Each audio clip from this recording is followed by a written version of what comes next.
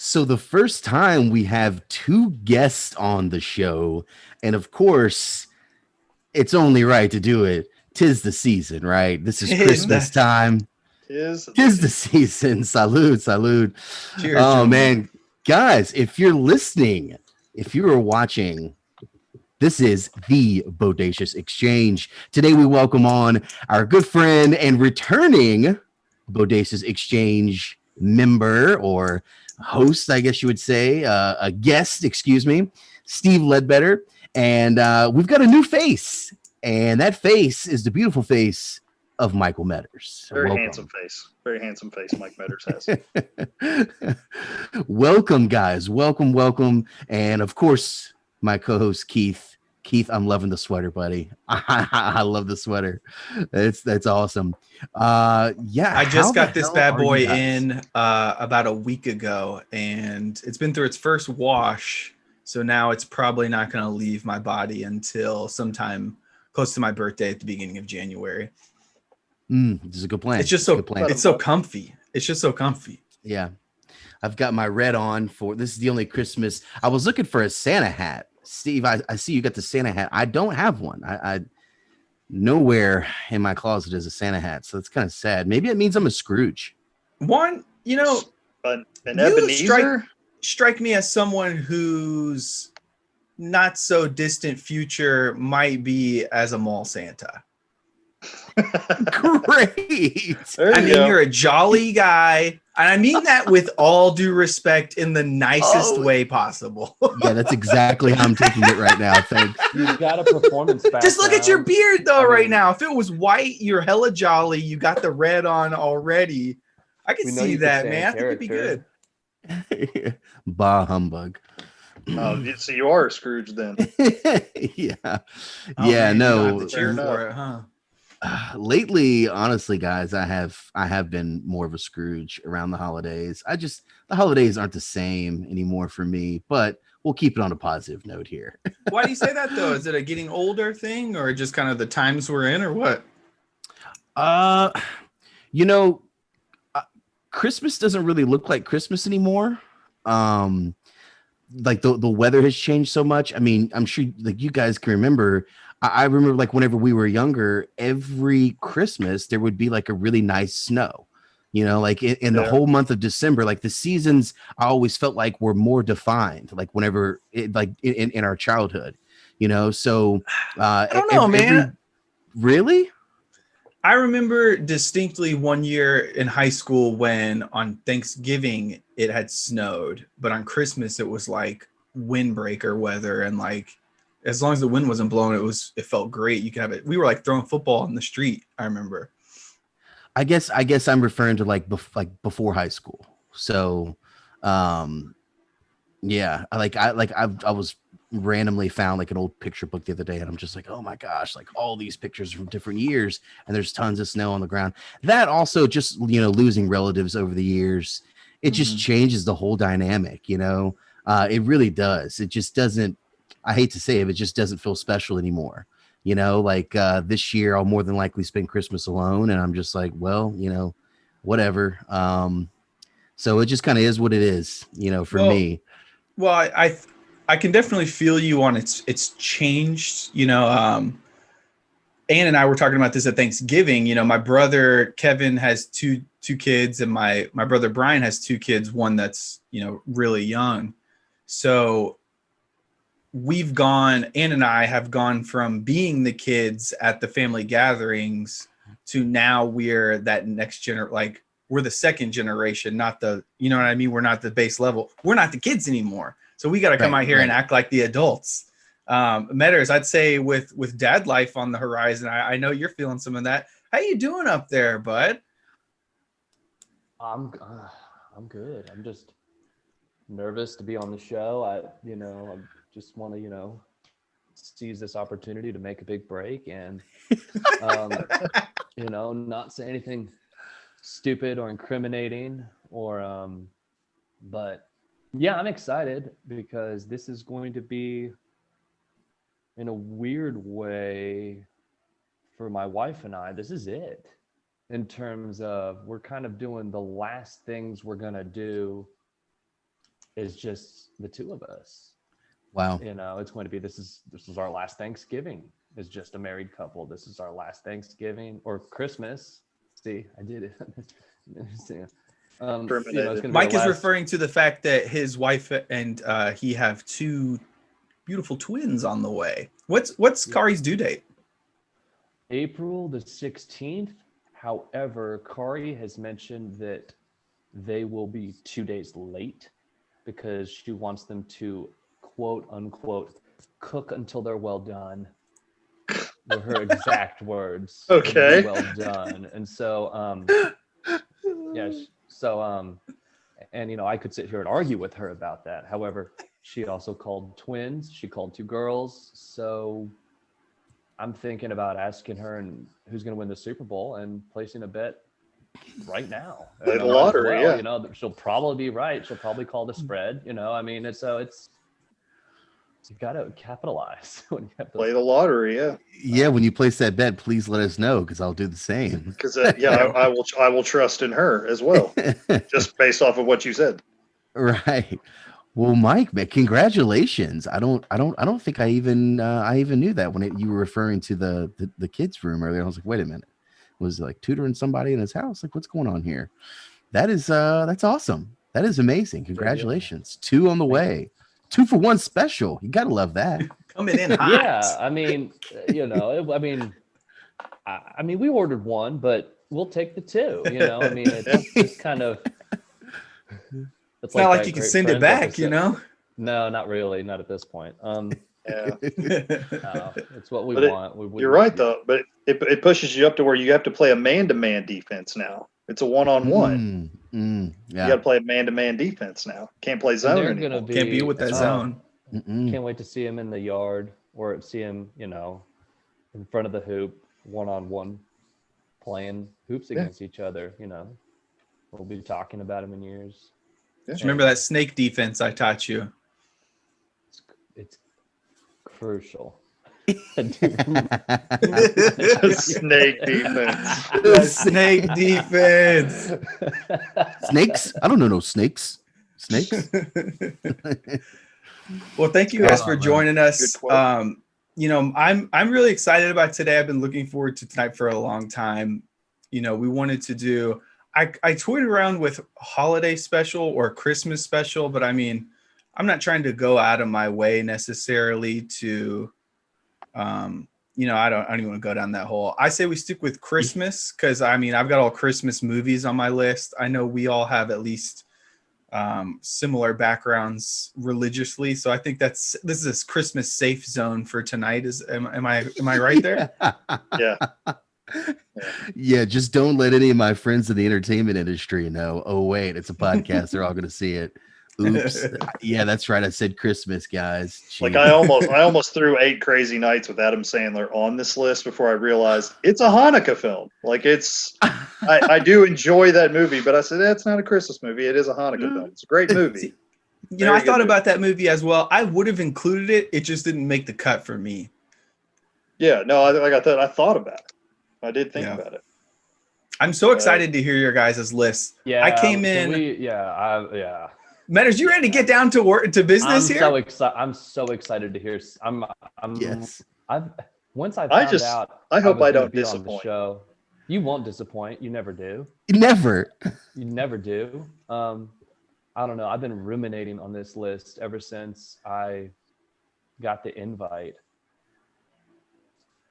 I'm excited too. My Awesome. top 3, I feel like came to me almost instantly, and then the rest of my list was kind of shaky. Like I honestly finalized the order today, but I think my top 10, I feel pretty strong about personally.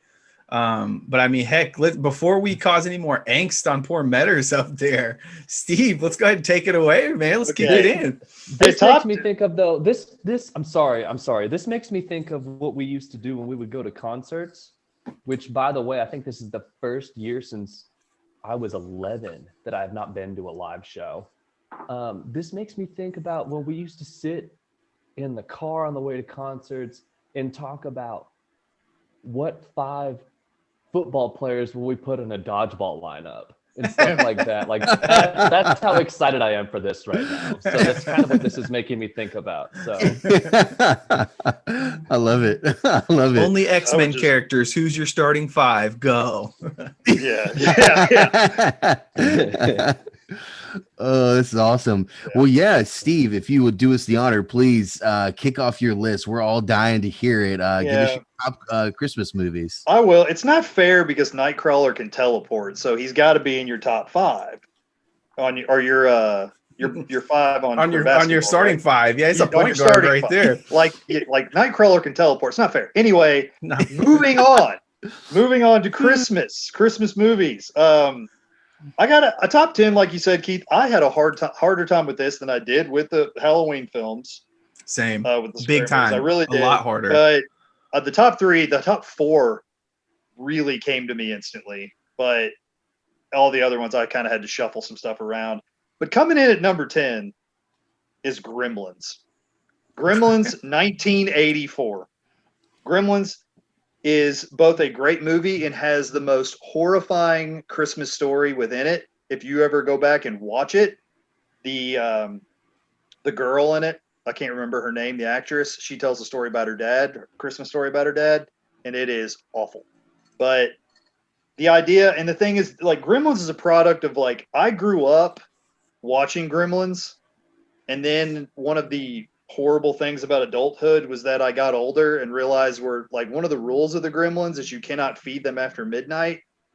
And because I grew up and my brain developed, I was like, well, it's always midnight somewhere, so you could never feed it.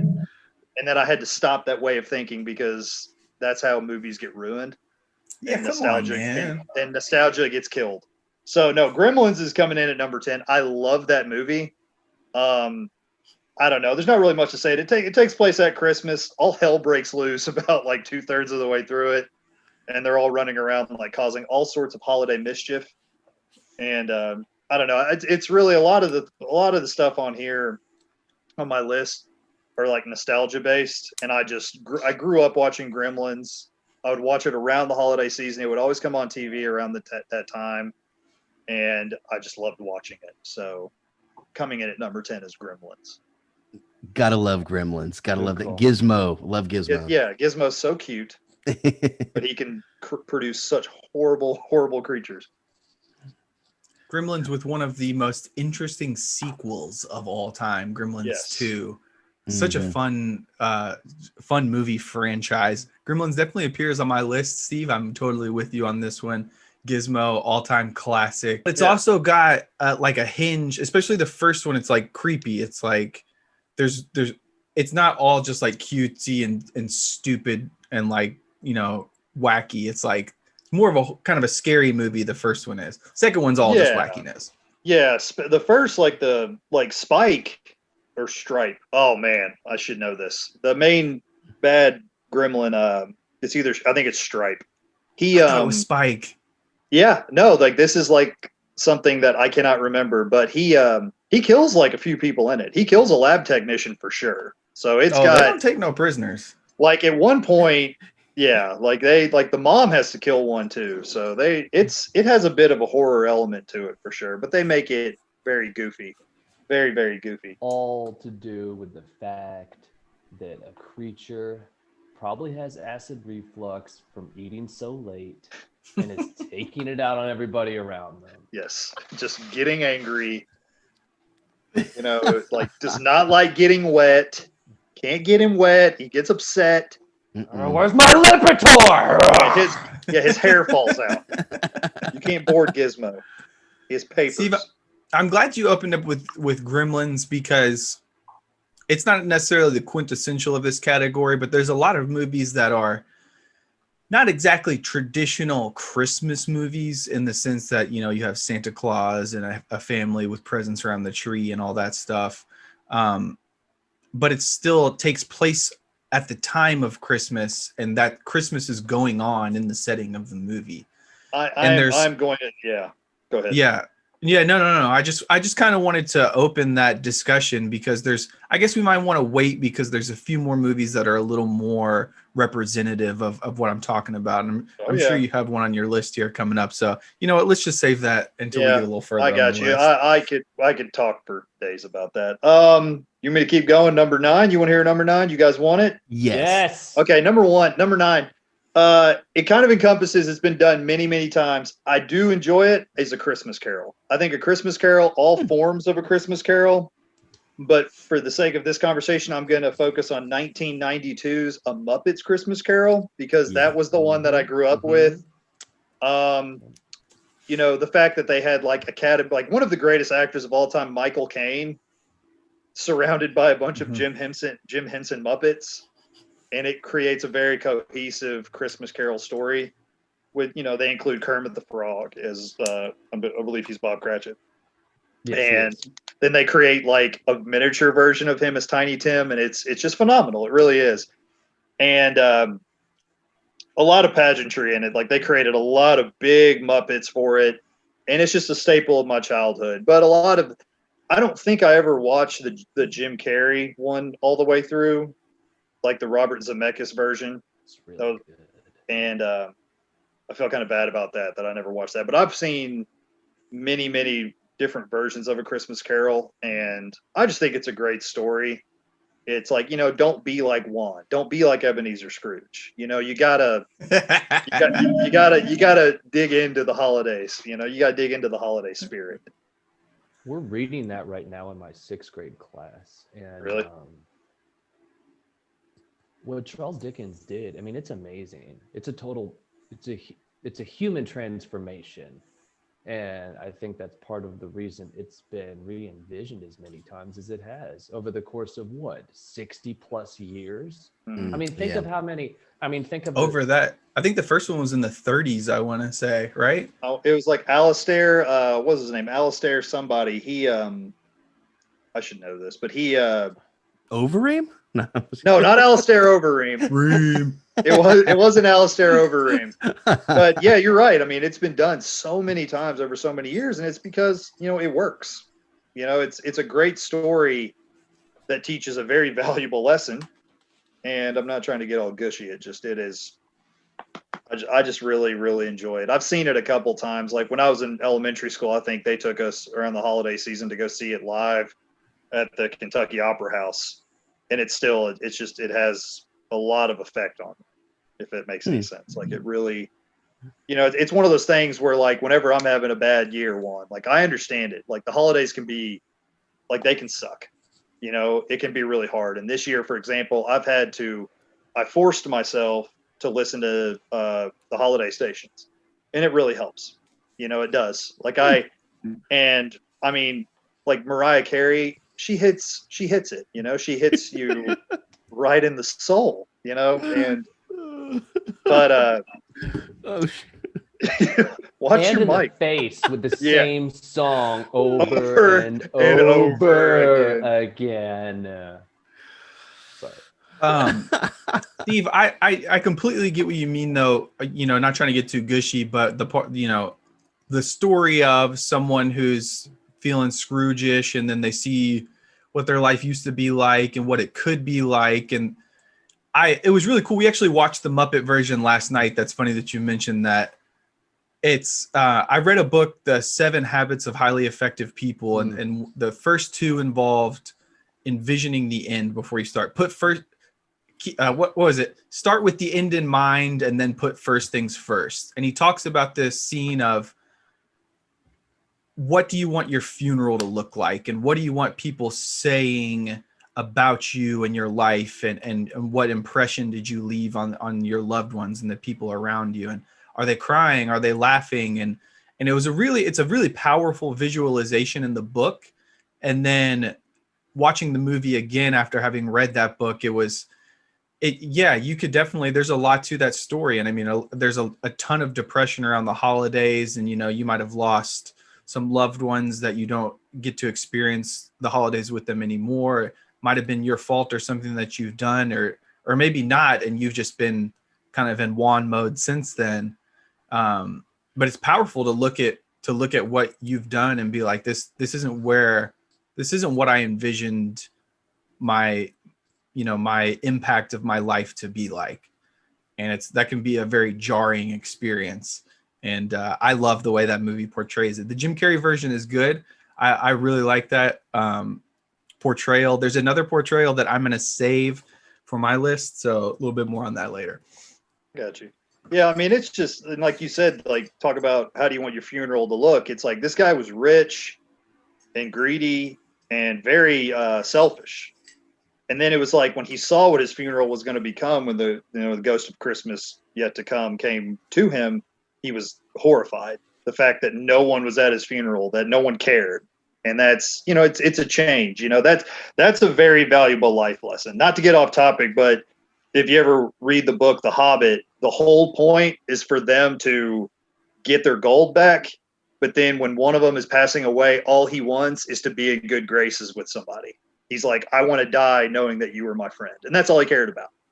And it's just a good lesson to learn. I won't go into that. I'm just saying that's what I get from Christmas Carol. And it was something that I was taught at a young age, is that it's just like, you gotta love other people.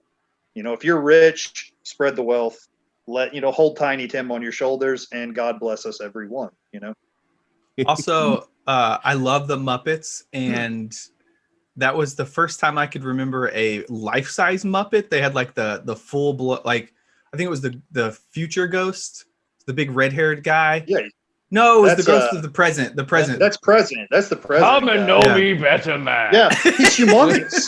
Like, he's bigger than Michael Caine. Like, he's a gigantic Muppet. Like, they probably haven't had anything that big. Yeah, no, he's huge. Like, he's way too big. Like, Big Bird is too big. And that guy is much bigger than Big Bird. For those Muppet fans out there, though, my wife and I had recently, over the past couple months, been on a Muppets kick.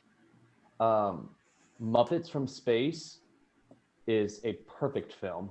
It's a perfect film. Not even a good film or a great film. It is the quintessential It's cinema. perfect. It is a perfect film.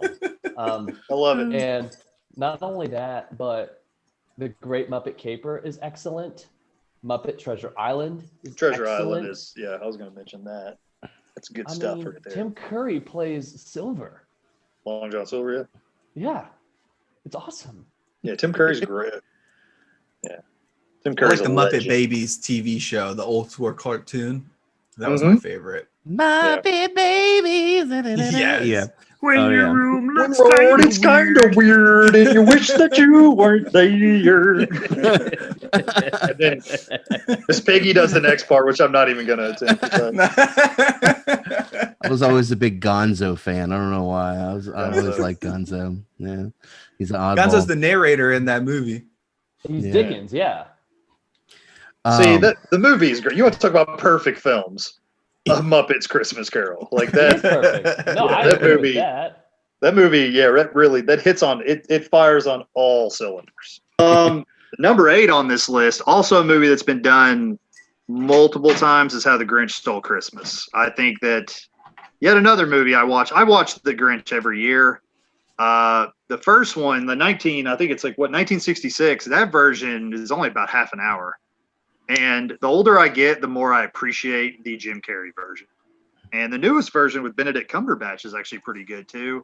And once again, teaches valuable lessons. Don't be like the Grinch, who steals everything from the kids, and then his heart grows and he gives it back. I just think it's a good movie. Nostalgia, once again, and he's such an interesting character.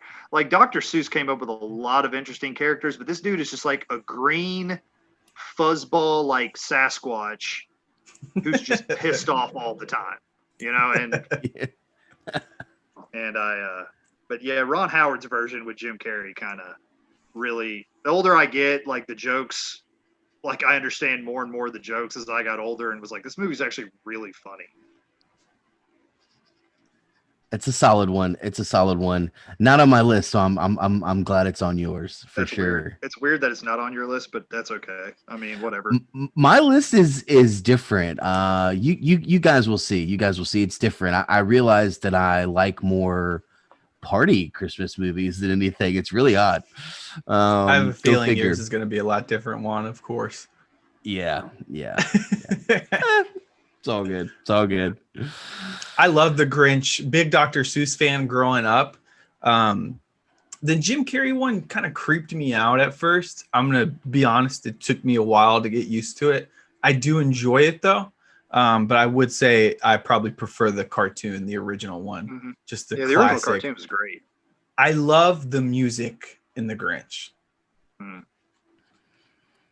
Yeah, I I definitely like seeing all the photo shoots where now like if you see like on scrolling on Instagram and stuff where they'll take their kids like to this bench location or whatever, like when there's trees in the background and all of a sudden a Grinch will pop out and they want to get the kids' reactions. It's pretty classic. Of course, they're all like, they're going nuts. And also, I think like the greatest idea is one of the, you probably have seen this, a picture of someone that was doing Christmas decorations outside their house, and all they did was set up this wooden Grinch.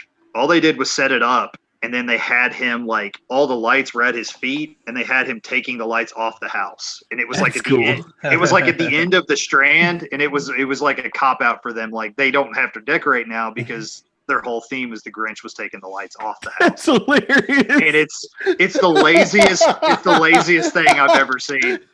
But and it's like one strand, so they put up like maybe 5 feet of lights, and the rest are coming off the house, and the Grinch is holding on to them. And then they just put a pile of them at their feet. And I thought it was very innovative, brilliant, but yeah, also like the laziest thing I've ever I seen. saw one like that with a Yoda with the lightsaber up like this, where they put a Christmas hat on a Yoda. And you know those inflatable things, when they turn them off, they just lay around. There were a bunch of them scattered across the lawn, and Yoda just standing like, Oh, that's Yeah, a good idea. I love That's a that good one. idea. I like that. Have you guys noticed a trend of dinosaurs on Christmas? Dinosaurs? I've noticed a bunch of people. Okay, there's the inflatable Johns are definitely increasing in popularity. You know, your Santas, your reindeers, your Frosty the Snowmans. But I've been seeing a lot of like Tyrannosaurus Rex with a present in his mouth or some shit like that. You guys ever noticed that at all? My neighbor has a big one. Maybe that's just why I say that. Yeah, I haven't seen that. Freaking dinosaurs taking over. Damn dinosaur. I do love that Dinosaur though. DNA. Yeah. How many of you guys have Christmas lights at your house? No, not I right know. now. We have lights over the fireplace, but Okay. I just cleaned the gutters, so I'm not trying to get back up there and put stuff on them. That's kind of what's going on in my mind. You know, That's a fair point. That's a fair point. That is. Yeah. And That's I'm a gonna fair point. yeah, I'm gonna go ahead and say it's a no for me, dog. Yeah. Yeah, no God, lights. yeah. Bunch of Scrooges out here. No, I'm not a Scrooge. Like the inside of the house, like my wife put up a lot of Christmas stuff. We have a Christmas tree, a real Christmas tree. So our living room Oh, smells okay. great. It smells You great. got little pine And- needles everywhere. Yeah, and the thing Worth it. is, like we filled this thing up with water, and it's not drinking the water, so it might be dead. Like it might it might be. We might have a dead Christmas tree like 13 days before Christmas. So that sucks. You know, it happens, I guess. I don't know. Yeah, I mean, it's not drinking the water. I was like, drink the water. Like, don't die. It's too early for you to die. did you put sugar in the water? A little No. sugar in the water? No, maybe. Does that help? Does that hurt? Yeah, it's supposed to. I'm asking for a friend. I mean, it's your tree. Just try giving it some Gatorade, something with electrolytes. It's what plants crave. Yeah, Yeah. it is what Yeah. plants crave. You're right. I mean, if you're gonna go that far, you might as well toss some of those Gatorade gummies in there with it too. yeah. Let those evaporate, and we'll get those, electrolytes. Well, while we're at it, just add a couple shots of eggnog, you know? Yeah, just throw. Hey! Hey! Maybe it needs to drink something in the spirit of the holiday season. Yes. Maybe water's just not enough. Like maybe It's some just hot not- cocoa is what it wants. Yeah, It is maybe a it needs, like- Christmas tree. Like a boiled custard. There's like marshmallows floating around the base of the tree. Love Steve, what it. are you sipping on over there, man? This is just coffee. This is coffee, Okay. and I don't have Yeah. any. I would have mentioned it if it had like peppermint creamer or anything, but it's just coffee with like a little bit of French vanilla. So I That's the same thing my ex used to say. Yeah, just coffee. Yeah, we get it, Yeah. Steve. yeah, it's coffee. Yeah, we're just friends. yeah, yeah. She doesn't I like found hanging some, out with me because I have bad dandruff. I'm not people friendly. That reminds me of the SNL Christmas special. Do you guys have any specials on your list? I toyed with the idea of doing it. No, like nothing. I'm trying to think. SNL has a few good skits. Like I left all of those off of there, but there's a few good skits. The SNL special is good. We watched it the other day. The one with Alec Baldwin doing the sweaty balls is probably my favorite. Sweaty, yeah, Yeah, Sweaty Balls is really good. the NPR skit. Yeah, Yeah. Like, Molly yeah. Shannon sells the hell out of that. yeah. Like Will Ferrell spinning. He's like spinning on this turntable singing. It's the It's most. the wonderful most thing." one. And then He starts is the puking bag. everywhere. Yeah. He goes, "It's going too fast. I'm gonna barf." And he Oh, just yes. keeps singing. Yeah. So they, yeah, I left all the SNL specials and all the other specials off of here, but they got some good ones. Like SNL, like you said, they have a special because they have some really good skits. Some really, really good skits. And I feel like we could do a whole episode on individual like I watched some of the Simpsons Halloween or Christmas specials the other day on the Disney Plus app. Like we got a whole section. There's like 30 Christmas episodes of The Simpsons. Like you could spend a whole week on that. The Simpsons is older, just as old as everybody in this room, or everybody on the Zoom call. Like Yeah, the that's Simpsons pretty nuts. is, they've been around forever. Mm-hmm. I like the first one where they get Santa's little helper and just the crude animation of the OG Simpsons. I always enjoyed. I know what you mean. I love it. Well, what All you right. got? What you got coming up next? That was number 8, All right. right? That was number 8. Number 7 is it's the modern classic. It's Elf, 2003's Elf. The modern classic, the instant classic when it came out. I remember back, like, I mean, God, it's been 17 years, but I remember when Elf came out and everybody was going to see it. Everyone was saying, you have to go see this movie. People who didn't like Will Ferrell were going to see it because it's a great story. Kids loved it. Obviously, it's more of a kids movie with some adult overtones. But I just think Elf, and I think on this list, it's probably it's the only like really modern classic that I have on here. That just is, everything else I have is a little older. But I enjoy. I think Will Ferrell does a great job. I love the story of it. I think it's a great story, and I always love when they take a funny movie and then they get like James Caan is in this movie. Yeah. Like, and I always wonder, like, did James Caan's agent, like, was he shivering when he like told him like, oh, I got a script for you, but you're probably not going to want to do it because it's like got Will Ferrell and it's a really goofy Christmas movie. But like they take a serious guy like James Caan, like the guy, he acted with John Wayne. He was in The Godfather, and then they get him to play the dad in this movie. And I just think the dynamic, and then, the dynamic, like the ending to the movie, spoiler alert, but it's like Santa can't get off the ground unless James Caan starts singing. And finally, like, and it makes sense because it's like he's the biggest Scrooge of them all. And it works. I just think the whole thing works. I like, The best scene is when it's such a simple joke too.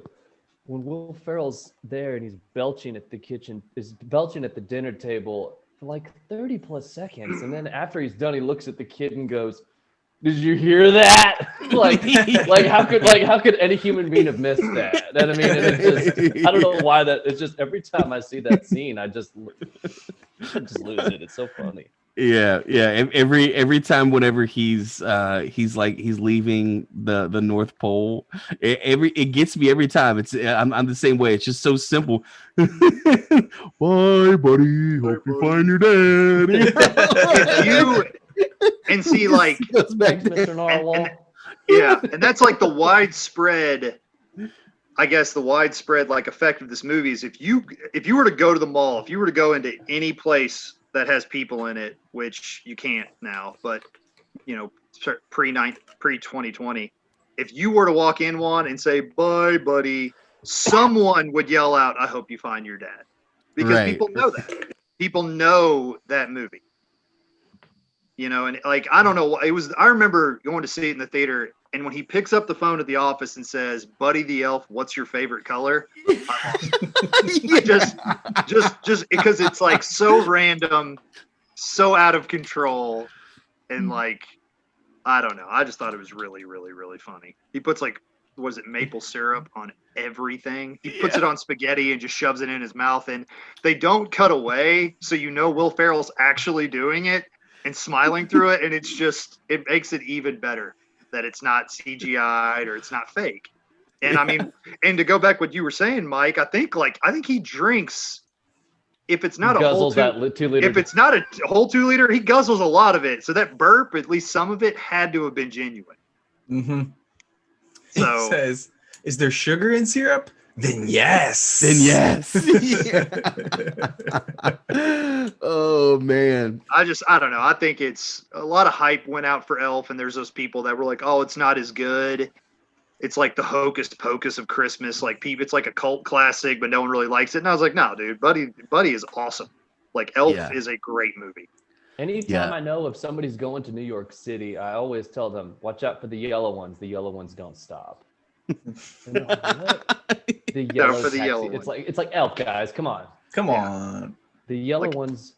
Remember, the yellow ones don't stop. It's Yellow ones don't stop. It's like the simple stuff of him going through a revolving door just continuously while he's yelling and screaming, Just love it. just enjoying everything. I mean, it's Yeah, this somebody's passing out flyers. And he's like, "Thank you, thank you, thank you." He's like, "Hey, man, these are my flyers." he Like, starts taking all the gum off the bottom of like the bike racks and eating it. I mean, it's gross, Yeah. but it's just so funny, and he's so innocent.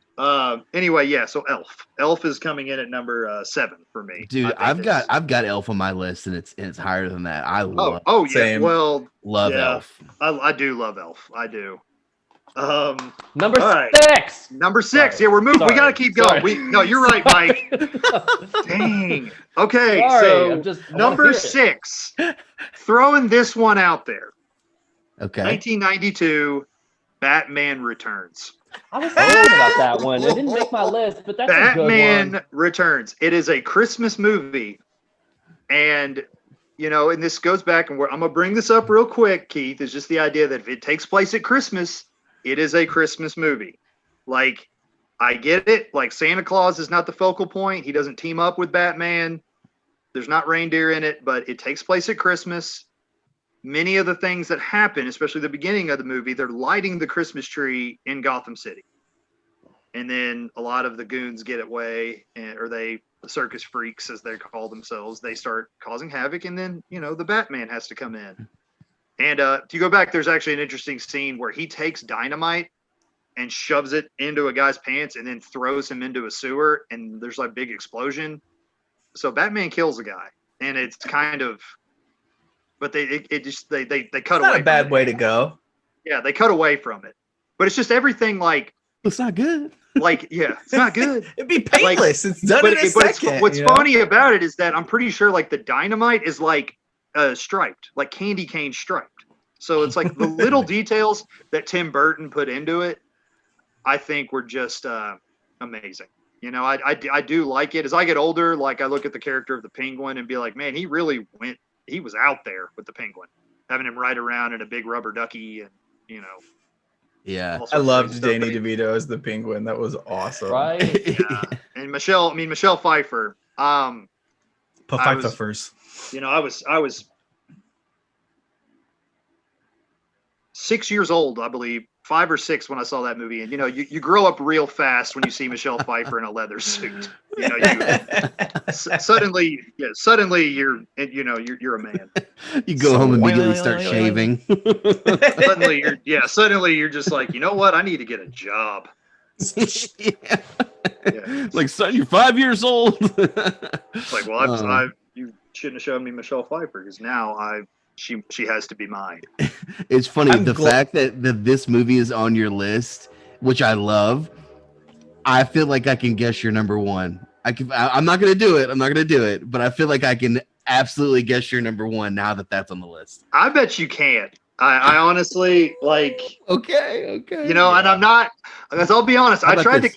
I tried to keep a lot of them with Christmas related, like Christmas movies, but Batman Returns is very, very, very like it's. I love that movie growing up, and I still do. I'm gonna write it down, Okay, and then if you say it before, I'll let you know. I'm gonna hate it because I probably don't even have it on my list. And if I don't, and you show it to me, and I'm gonna get mad that I don't have it on my list. Okay. Fair enough. I'm glad you brought that movie up, Steve. You won't hear any arguments from me about it not being a Christmas movie because it certainly takes place around the holidays. I mean, it is. Michael Keaton does happen to be my favorite Batman. Michael Keaton is Batman. I especially love the one before that with Jack Nicholson as Joker. Mhm. Nicholas or Nicholson? Nicholas is the actor. Nicholson, yeah. Jack Nicholson is the golfer. Yeah. Jack Nicklaus is the golden bear. He's the golfer. I always get that mixed up. Jack Nicholson is he's A the big Joker. Lakers fan. He's a big Lakers fan. Yeah, he's Damn right. a huge Lakers fan. Loved that movie. Didn't quite make my list. I did consider it though. And again, loved Danny DeVito as the Penguin. But not my favorite of Keaton's Batman films, but definitely my favorite Batman overall. Curious to see the new one. Yeah. Yes. And yeah, the fact that he's coming back in the Batman for the Flash film as Batman is. Wait, what? Yeah, the DC universe is doing a Flash movie with Ezra Miller as the Flash, and he's the Flash from the Justice League, and in it both Ben Affleck and Michael Keaton are going to play Batman, like different ages, maybe different versions, maybe different Batman from different universes. Well, that But- sounds like DC is doing everything they can to keep up with Marvel, and it sounds like Yeah. they're doing a bang-up job. Especially since, we need 2 Batmans for this movie. well, to be fair though, like what? to be fair, in the new Spider-Man, supposedly they've got Tobey Maguire, Andrew Garfield, and Tom Holland. Like they're going to do a Spider-Verse with all three of That them, makes sense. supposedly. What? So What? Okay. yeah, I don't know. The kind of thing that makes me wish I really didn't give up on my writing career. I mean, when I hear plots like that, I'm just sitting here thinking, like, really? Is I really that bad? Oh, it'll I be don't think I was okay. that bad. Marvel will pull it off. If Marvel can get people to care about a tree and a raccoon, then they could get anybody to. They can. That was a Raccoon. damn charismatic raccoon, though, man. I know. Bradley Cooper does a great job. Oh, I thought you were talking about like Ratchet and Clank or something, that video game from the 90s. I didn't. It's a great movie, or it's a great game. Oh, man. you were Groot. talking about Never really played it. The Galaxy Guardian, the Guardians Guardians of the Galaxy. Yeah. The Galaxy Guardians. The Galaxy Guardians. Awesome movie. I love Yeah. Rocket. Yeah. Okay. 5. Five time. Number 5. We're already in the Okay. top 5. I love it. Yes. Yeah. Okay. Here we go. Now this might come out of left field. Jingle All the Way is number 5. That is an I awesome knew pick. you were going to have that movie. It's in my That top movie- 5. It's amazing. It's an Jingle All the amazing Way film. is absolutely incredible, and I don't care what anybody says. Like, I'm sorry, like the '96 Oscars, the fact that Sinbad was not up for Best Supporting Actor is a crime. Like that's criminal. And the fact it's like the idea, and it's because like I said, as I've gotten older, there have been a few years, not anymore, but when I was in my like early 20s, and I was responsible for buying gifts for everybody in my family. Like there'd be times, I don't think I've ever shopped on Christmas Eve, but there'd be times I procrastinated, and it brings up like what is a very popular thing. It's something that happens every year for every parent. Is there's that popular item that the kids want. Yeah. And the story of like there's a dad who he's more invested in his work than he is with his family, and then his wife is like, did you get the popular toy? Did you get Turbo Man? And he's like, no, shit. Like he has to go get it. And the fact that it's Arnold, like the action star Arnold Schwarzenegger in this role of this like dad trying to find the popular toy for his son, who's like played by Jake Lloyd, young Anakin Skywalker. And the movie, like I've watched it the past 4 or 5 years. Like I have to, like, that's the one movie I have to watch. I know I'm going to see some of the other movies because they'll be on TV. Jingle All the Way is not guaranteed to be on TV. So I have to take time to watch it because it's amazing. The ending, the last like 20 to 30 minutes of Jingle All the Way that's where Arnold really shines, is because he gets to show his like action chops. Whereas for the first hour, he shows his incredible acting chops. And Put the cookie down yes, now.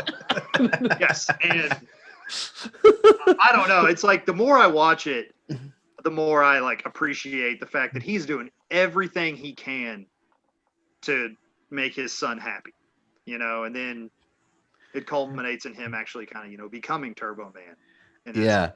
Dude, what is the actor's name? He plays the neighbor who's like always trying to hit on Phil his Hartman. wife. Yeah, Phil Hartman. Hartman. Yes, Yeah. yes. Phil Hartman. His role is great, man. I love his role. Like, I think she's in the shower, Phil. You want me to go check? Right. like, No. Yeah. like it's and he's like, "Oh, your wife's cookies are so good." Yeah. Like Arnold almost like it's like there's a scene where he's given up. Like he's given up on looking for the Turbo Man. And he like comes in and he looks through the window and Phil Hartman's like putting the star on the tree and he's like, "You're in my house, putting the star on my tree."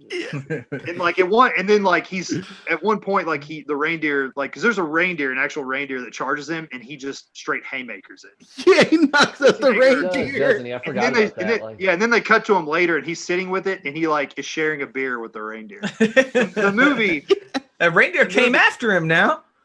Got what it was coming. and the movie it hits, it fires on all cylinders.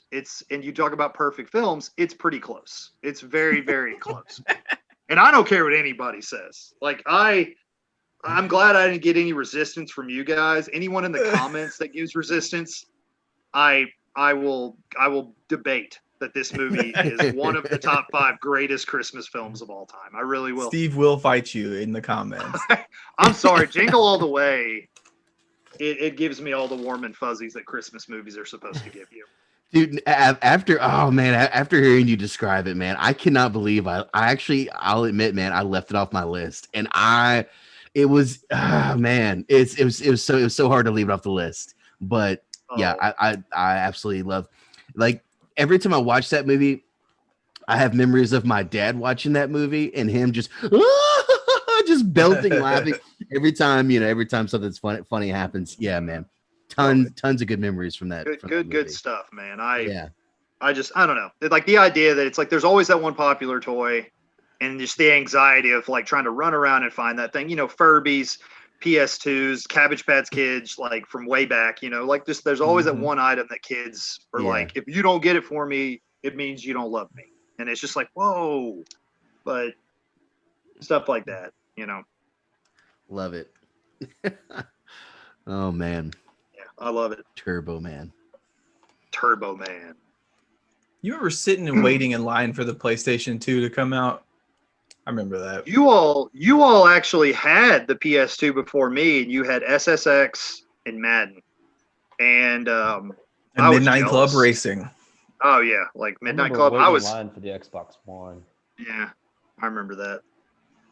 My mom was a boss and waited in line while I was at school for one of them, and then when I got out of school, I went over there and took the spot. Yeah, I never did it for consoles. It was always games, and really, it was just one game. It was the new NCAA game that would come out, the football game. I would absolutely would stay in line, at and wait for midnight to cup that game. But yeah, never a console. It's crazy how it's changed. Yeah, right. Yeah. Do you guys have the new stuff? No. Like I kind of learned my lesson with the Xbox 360, not the Xbox One. I waited on an Xbox One. But the Xbox 360 with the Red Ring of Death, like that kind of has turned, like, I don't know, man. Like I've kind of lost faith in not video games. I love them. I'm just saying that like I feel like consoles and games get rushed, and very few games come out as incomplete or so that come out as complete anymore. To where like they have to constantly update it to make the game better. There's always bugs, and I just feel like, and I could be wrong, and I hope I'm wrong, but I feel like the PS5 and the Xbox Series X are there's going to be like something wrong with them, you know, and then come like Get a Christmas cat. Yeah, I love Christmas it. He was cat. hiding in my But closet. I heard something. I was like, wait, what's Yeah. going on here? But I do like. Don't get me wrong. Like I would love to, but I'd love to get the new consoles. But I'm just gonna hold off. I got other stuff. I got plenty of games on my Xbox One and my PlayStation, PS4 that I play still. So Yeah, both new consoles look really sexy. I mean, I'll Yeah, oh, admit it. And yeah. the PS5, I mean, I'm more of a PlayStation guy. Oh my gosh, that thing looks great. It looks so great. But yeah, it was a sad day, man. I had to sell my console a few years back. I had the PS3, so I haven't gamed since really. Yeah. But I will get back into it, especially after seeing that PS5. I'm like, Yeah. the moment I can, I'm getting one of those, which it's going to be a while because they're all sold out everywhere. But I went through that myself. One, I sold my Xbox 360 because I got super burnt out. And then we found an Xbox One for pretty cheap. So we've had it, but haven't really played a ton. And then with the pandemic, we've just kind of exploded with how much Yeah. we've been gaming lately. And you've been playing what, Odyssey or Origins? Assassin's Creed So- Origins? Yeah, so we beat Origins. We're pretty much done with Odyssey now. I've been playing 2K, but we've been buying games off of Facebook Marketplace for like $5 or $10. So like we got Red Dead Redemption 2, we got Star Wars Battlefront Nice. 2. We're gonna dive into some of those after we wrap up Odyssey completely here. But yeah, I hit a point to where I felt like a worthless piece of crap if I sat there and played video games. But now I guess I'm at a different point in my life. You know, I can. And that's the thing about games nowadays is you want to beat it. It takes you a week of sitting down for 12 hours a day to do it. You know, like some games have a lot of content. The Assassin's Creed games, Red Dead Redemption 2. Sam, my wife played Red Dead Redemption 2 for 6 straight days, like just recently, and beat it because she fell in love with it. She fell in love with it. She couldn't tear herself away from it, and she was quarantined because someone she knew might have had COVID. Turns out everything's good. She was negative, but while she was off for those 6 days, she played not Assassin's Creed, but Red Dead Redemption. Red Dead. But see, it's not like a Christmas, like the N64 was almost like indestructible. Like when the N64 came out, it was, it changed the game. The idea of being able to run around. Yeah. Oh yeah. You know what's funny is I think it was someone at Nintendo said that they were like, that doesn't actually work when you blow on a game and put it back into the console. Makes me and I was feel like, better. oh, it does. Like, It does. I was like, oh, it Oh, definitely works. does. It definitely works. It's science. They're like, you're actually making it worse because you're spitting on it. It's like, no, like But I'm not. I'm strategically yeah. focusing my air into a cone that is seeping into what appears to be from when you get really close, the trenches in Star Wars when they go down onto the Oh, Death yeah. Star. Into the Death That's Star. what it looks like. Death Yeah, Star you really trenches. hold the cartridge really close to your face. You're like, oh yeah, it's Death Star trenches. Yeah. But that's like consoles for me, like, and I understand that kids, kids love, like, I know that they're really excited, but I'm just not as excited for it because I'm a little older and I know that consoles don't have the best track record nowadays for being like the first generation of them. Like, Ready I'm when they launch. and don't get me wrong. I hope I'm wrong about this. I hope all the kids, not to mention there's all these people that are like massive, like they're buying more than they need and they're robbing children of getting these things. And it really kind of pisses me off. Like the fact that they're like, oh, it's a $400 console, but we're going to sell it for $1,200. It's like, nah, man, like that's not right. I know that's business, but I just don't agree with it. I don't agree with buying a bunch of PlayStations and then like trying to gouge parents for money, That's just me. I know, like I said. To push reading. Yep, that's true. I thought about getting one. Ultimately, for us, it just was like we couldn't justify the cost. Obviously, it's only going to be marginally better graphics wise, but it's not like we have like a brand new TV, so we really can't even take advantage of that.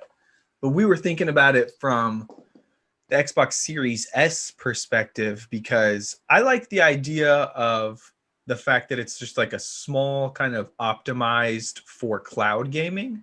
So it doesn't even have a disk drive on it. There's no like CDs with it anymore. It's all just like a bigger hard drive and you just download the games. I think that's really cool. So I think in probably another 2 or 3 years we'll look into it. But we ended up just getting a external hard drive so we could keep all of our save games for the Xbox One.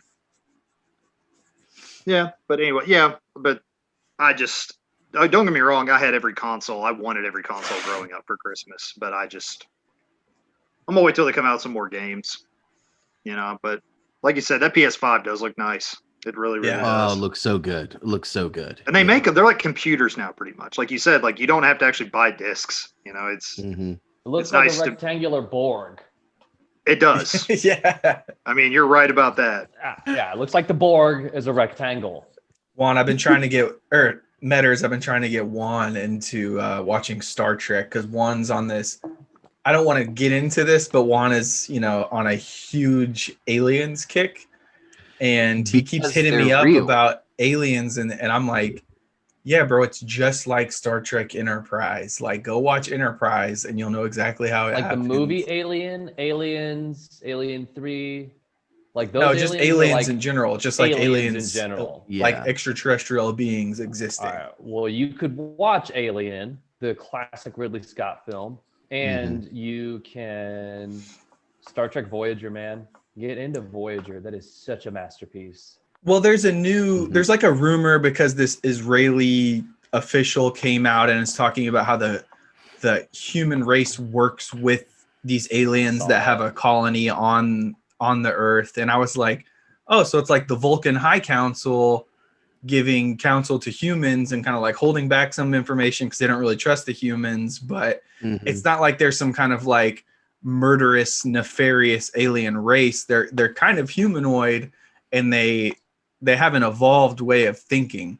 But I think like a lot of these rumors, like the rumor said that Trump signed this treaty with this galactic federation, and I'm like, dude, that's like 100% Star Trek, like line for line. Yeah, well, I mean, he's already made Space Force, and apparently, or allegedly, allegedly, the aliens from the Galactic Federation, whenever they found out that Trump was going to reveal to the world during this quarantine that aliens are in fact real, and not only they're real, we've had contact with them for a long time. We currently work with them on Mars in this underground base. They said no because they did not want to create mass hysteria, which I've been saying that for the longest time, just because I've worked with the masses for over a decade. And anytime you get a group of even 100 people, you can pick out, oh, he's an idiot. Oh, he's definitely an idiot. That guy's going to get arrested tonight. Oh, seems like a nice guy. I mean, you run. So what I'm getting at in saying that is anytime you get the masses together, you realize how dumb we are as a human race. So yeah, we ain't ready for that. We're not ready for that. But I hope in our lifetime that we do get to see and meet and talk to and work with alongside the alien race, that the alien races that exist. So Well, Merry Christmas, guys. yeah, anyway, let's talk about number 4. Are we still doing lists? Don't get me started. Okay. All right.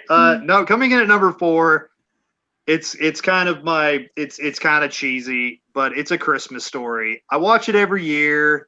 It's on, as you all know, it's on 2 different networks 24/7. And I What don't is it? like What that. movie I is don't it? like A that. Christmas Story. Right. What story? It's the story of Ralphie. Stop. You know the story of Ralphie where he shoots his eye out with a BB gun. Ralphie, I movie. can't get up. That movie is way Ralphie. overhyped. That's a hard pass. I know. For me, Steve. Believe me, That's I a know. hard Like pass. I said, but it's like every year of my life I've watched that movie It's Why? synonymous with Every- Why do you Christmas. do that to yourself? because it's always on. It's on 24/7. You cannot escape That's the Ralphie. excuse. It's always on. Yes, always in the So if background. I turn on Nick at Night, I have to watch I Love Lucy because it's on. Yes, because one, I Love Lucy's great. It actually is So- awesome. Yeah, Like, that was a bad example. 'cause No, that's a believe great me, that's show. that's like the worst one on my list, I think. But I put it so high because I love it. I do love it. There were years, like my teenage years, where I was like, why are we always watching this movie? And then as I get older, I'm like, I kind of like it. I really, really do. It's like a staple of Christmas for me. It is. It is. I tell you what, though, the one scene I absolutely hate in that movie. Is all of them. Love. Sorry. Jeez. Someone's not a fan. We got another. Lot of- I am not a Scrooge in the fan of A that lot of movie. Christmas story shade going on here. Yeah. Well, the one scene that I hate is when they go to the mall and they go up. Number one, like, why in the world would you have a Santa Claus at the top of this like slide? Okay, and in the middle of the mall, and then he gets nervous and he finally asks him what he wants as he gets pushed down the slide. And then like the elves or whatever, the helpers, like, they're just, I don't know, they're like, yo, shoot your eye, it's just like going. creepy and like just witchy looking. It's just, I hated that scene, man. I was just like, man, they could have done without that scene. I didn't like it. I'm a big fan of Ralphie's dad because, like, as I become an adult, I kind of like Ralphie's dad. Really, he kind of sells it more for me than anything else in that movie. Yeah, the beginning when they're like narrating, it's like, my mother hasn't had a warm cooked meal or a hot meal since 19 or whatever. There's some classic lines. His dad's always asking for stuff. Yeah. Yeah, fragile. I mean, must be Italian. Yeah, it's classic one-liners. It's Yeah. that one definitely made my list. Not as high, but right. yeah, I do hate the fact though that they play it continuously because it's just like, guys, you're gonna burn everyone out on this classic. I feel like it's brainwashed Going me. to? I feel like they got directly to me with it, and it went and Mike was able to like desensitize himself from it, and I feel and I understand that. I do. I knew the moment I mentioned it that at least someone was going to basically be like, I hate that movie because it's always on. Yeah. Yeah. I'm gonna go ahead and just save my thoughts on this one for later. Okay, Okay. interesting. All right. Okay. All right. Well, we'll keep it going then. Okay. Please. Number please. number 3 on my list, 1990 Home Alone. Classic. You were talking about how your dad was always laughing at Jingle All the Way. We had to stop my grandfather from watching Home Alone in his like 80s and 90s because we were afraid it was going to kill him because he laughs so hard when like Marv and Harry start getting, I mean, some of the stuff that happens to them, they Burns would his die. damn head off. Like he would like the rent or it's the crowbar like falls on one of their heads. Like that would kill you. Like you're Yeah. what's wrong, Mike? Home Alone is right up there with A Christmas Story. Really? You Yes. don't like Home Alone? I can't wait to see Mike's Okay, list. all right, okay. So let me tell you something about Home Alone. Here we go. First, okay, what did the dad do? Oh, see, that's what's the beauty What of it. does the dad do? The dad Because must be. I He's like the guarantee- vice president of the United States or something. What does it He matter? must be because Well, because do how you big afford the house like, is. for 15 Like, people to live in the house rent this free. dude- yeah, get and this- real. Like first yeah. off, I'm with Mike on that. And the dad, like, they all go to France. Like, Yeah, how much and- money would that and cost to then go to France? furthermore, it's just so. It's trying too hard to be. The film lives in an identity crisis. It doesn't know if it wants to be a Stooges film or if it wants to actually be grounded in some realism. It's just too much. The lines are cheesy. It's Macaulay Culkin's in it. It's just bad.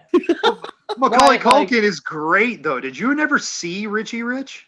Catherine O'Hara Great is the movie. best part of that movie. She is great. And and she's only in it for what, 5 minutes, and it's Yeah. and That's like the worst mom ever.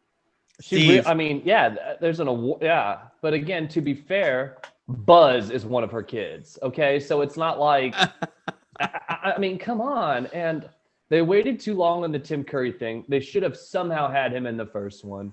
It's just no. I'm sorry. It's like A Christmas Story. There's this following with it, and I just don't agree that it exists. I'm sorry. Steve, You I don't think even think I that think I think we might have jumped the gun a little bit by labeling Juan as the Scrooge of the group. Like, Matters, what's going on over there, bro? No, man, I'm just, they're just movies that everybody's like, hey, let's get together and watch this. I'm thinking, but we don't have to. We don't have to watch One thing I take issue with. See, I'm the what you guy said, that's like, Matters, are we? is the Like, fact I'm not coming unless we watch Home Alone. Like that's you said it's not grounded in any sort of reality. It's a Christmas movie, man. The big part of it is fantasy, fantastical nature of Christmas Well- movies. You have to suspend your disbelief. Well, then I guess we'll take a look at my list here in a minute. I'm curious to see your list. I'm curious Yeah, to see. okay. I'm bringing my whole All I gotta- poker. All I Yeah. gotta say about Home Alone is snakes. I don't know no snakes. yeah. and See, that's you a know, great quote. Polka, polka, polka. Not a polka guy. Oh, okay, never mind. I mean, John Candy is in this movie, and he gives a pretty good speech. Exactly. You And, know, like and then he it's- goes, he's like, we had a really big hit, polka, polka, polka. He was like, we sold tons of copies of that, and she's like, oh yeah, in Chicago. He was like, no, 686 copies in Sheboygan. Yeah, really popular there. Yeah, it's like, oh my god, it's classic. Yeah, Mike's head is going to explode. it's Like, gonna we- explode. Okay, let's keep it rolling. for Yeah. Mike. Okay. Number 2 on my list. Number 2. Number one's very nostalgic for me. Number 2 is a movie like I like it because it's a movie that really it encompasses like okay, it follows. It's a New York City cop, and like in an attempt to reconcile with his wife, he goes out to California to like reconnect with her, and he goes out and he goes to her office Christmas party, and then like wouldn't you know it, At in the true Nakatomi holiday Plaza. yeah, at the Nakatomi Plaza, wouldn't you know it, some German terrorists kind of take over the party, and it's up to him to try to avoid them and figure out a way to get out of this scenario. And John McClane is his name, played by Bruce Willis in the He had plans. 1988 film Die Hard. I knew Yes. that's what you wrote down, Yes. Juan. I knew it. Yes, Yeah. I thought I had to fight back every urge to put it at number 1 because I love Die Hard. Die Hard is one of those movies, much like Tombstone, not a Christmas movie, but Tombstone. That it's like if I'm watching TV and I'm scrolling through channels, if I find Die Hard, I stop immediately. Like I'm gonna watch Die Hard, and I don't care where it is in the film. I'm going to watch it. I don't care if it's the last scene. I don't care, when John McClane has no shirt on and he's got a bullet in him. I don't care if it's the beginning of the movie when that tank top he's wearing is a pristine white. Glistening white. Yeah, like it is pristine. And he, Like he had Shawshank height. Redemption. You just watch it from wherever it's at. Yeah.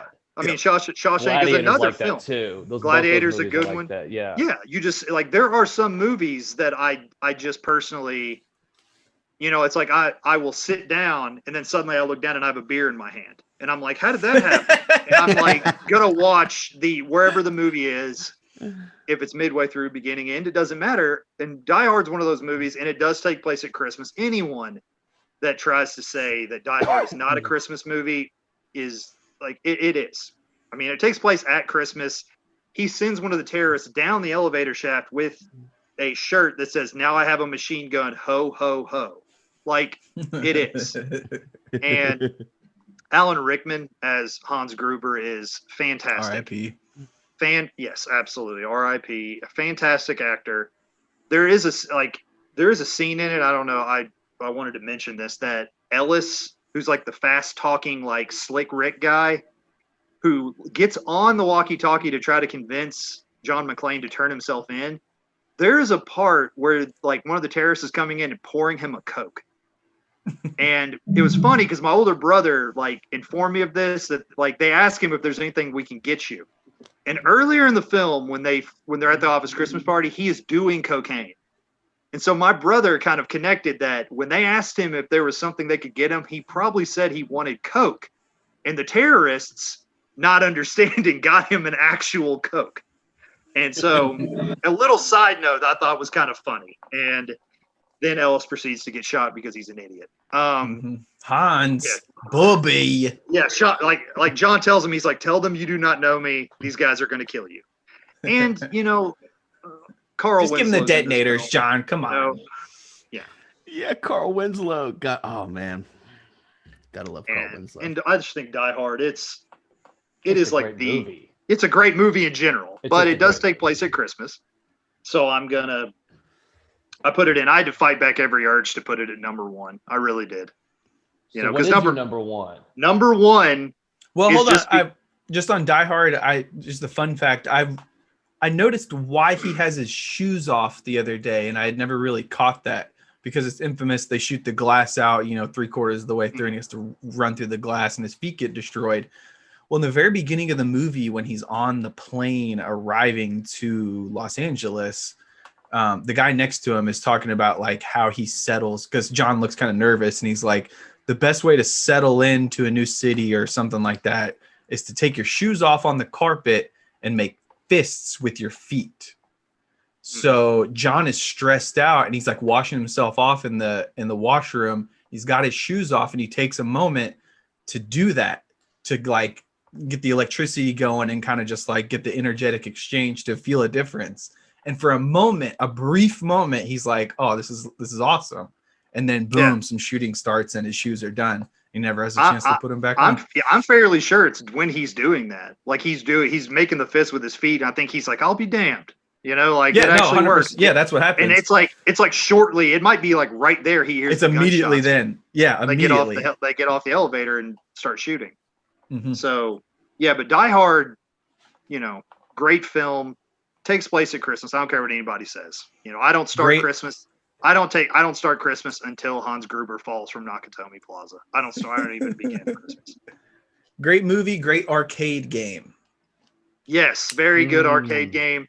It's just like it's this like modern concrete jungle style like Western. Like he's a cowboy pretty much. Yippee-ki-yay going up against the bad guys. And I mean it's classic 1980s like foreign terrorists. Like it's Anyone with scene an where accent. He's crawling through the vents and he's like, come to California, we'll have a few laughs, blah blah blah. That's my favorite. So anyway, yeah, but no, Die Hard's at number 2. And Drum roll, please. number one on my list it's just my personal favorite is National Lampoon's Christmas Vacation. I think it's one of those things where it never ceases to be funny to me. I love it all around. There's a lot of like the idea of like Chevy Chase trying to host all those people. And it brings up like all the anxiety of like both sets of grandparents, the aunts, the uncles, even the ones you don't want there. the ones you don't want there. He gets stuck in the attic and he has to put on random clothing. Like Chevy Chase it's just it's a good cohesive film. And like him getting pissed off because the lights won't work, and just like he's trying so hard, and then when the lights don't work, he just straight up snaps. He starts like judo chopping Santa, and like the judo chopping the Santa Claus. It will always be funny to me. Yeah. And to me, it's much like Christmas Story. I won't go talk about Christmas Story ever again, but much like that, I watch it every year. It's something that I watch every single year, and I'm going to watch it this year and for every year to come, and my kids will watch it. I will force them. It's the only movie I can really feel like I'm going to force my kids to watch. They put a cat in a box and they wrapped it as a present. Yeah. I mean, it just, like I said, it's amazing. Cousin Eddie comes. Yeah, they do a great job of bringing, like you were saying, Steve, bringing the different sides and members of the family together, and it's a recipe that you never know how it's going to quite turn out. You got these people with different kinds of views. There's a level of explosiveness. Kind of, is stuff about to pop off? This is awkward. Like, where is this going? Like, they captured that family dynamic really well. And there's a scene like there's a scene where Eddie's talking to him. He's got his dickie on the outside of his shirt, you know, and it's yeah, he's got his dickie on the outside of his shirt, and it's amazing. But yeah, like he starts talking, and he's like, "Don't be falling in love with that RV, Clark, because we're taking it with us when we leave here next month."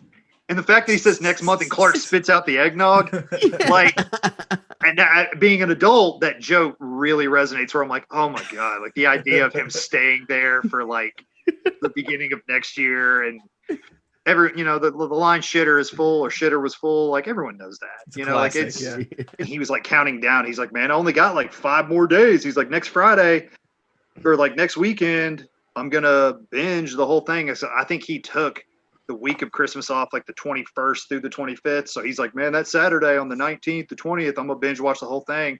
Or I'm like, I might spread it out. I was like, you ain't spreading nothing out. I'm gonna tell you right now, the moment you start season 2, you're gonna want to know what happens in episode 2 of season 2. And Is that good? You'll go. Oh, you will. spread it on. I mean, Oh, we're spread it talking- on. I mean, it is. I'm hoping that at some point they'll release it in such a way that you don't have to do the intro, because it is so thematic in its elemental presentation that you could watch season to season as a long movie. But even some of the episodes, I mean, and it's perfect because they're not wasting anything. If they only have 33 minutes of material for an episode, that's what you get. Yeah. They're not going to drag it out because it's like, well, we have to make it 45 minutes. No, they are staying. It's excellent. It's excellent. Oh, excellent. Matters, you know, episode it's 6 John- was like 34 minutes, and it was like maybe the greatest 34 minutes I've ever seen. Like, it was John incredible. Favreau's the writer, right? Yeah, he And, created it. I mean, John Favreau. He in 2003 we talked about Elf. He directed Elf and Really? created he Yeah. created one of the like modern classics as far as Christmas movies is concerned, which is not easy to do with how many Christmas movies are out there. He's on But my he list created, in like- another movie. He created like a modern classic. He got the MCU going in 2008 when he directed Iron Man. Iron And Man was he kinda- so good. he kind of kicked that off. He got them kicked off, and then he basically creates like the best Star Wars content we've had in a long time. I'm totally fine with him having complete. I'm fine with him being the emperor of Yeah. the Disney Star Wars universe. Oh Hey, yeah, what did Having you guys complete think of creative the- control. Now that they're all done and everybody's seen them all, the newest trilogy. What did you guys think of that overall? I recently watched the newest trilogy. I'm okay with it because like the thing is, whether you don't like it or not, it's kind of what you have. It's what they're giving you. It is what it is. So yeah. like I don't Yeah. want Luke Skywalker to be like a cynical old man. You know, I don't want that, but it's the story that they're giving me, you know, and it's like the more I watch those movies, the more I like them. But you know, episode 7 is a direct parallel of New Hope, a direct parallel of episode 4. Like it's the same thing, pretty much is. It's just different characters. What makes The Force Awakens so awesome, though, is their acknowledgement of certain Star Wars truths. How do you make a villain better than Darth Vader? You don't. Yeah. You can't. It's not possible. So what do? You make the villain worship Darth Vader and want to be Darth Vader. There was no other thing they could have done to make that work, and it's perfect. Yeah, it didn't But work. I see- like Kylo Ren. He's whiny, but So was Luke. so was Anakin. I Exactly. hated Kylo Ren They at all were. first. But honestly, what turned it around for me is we watched the SNL where he hosted, and he was Dude, kind of one of the best hosts I've ever seen on that show. He's great. his He's hilarious. undercover bosses bit. Oh my gosh.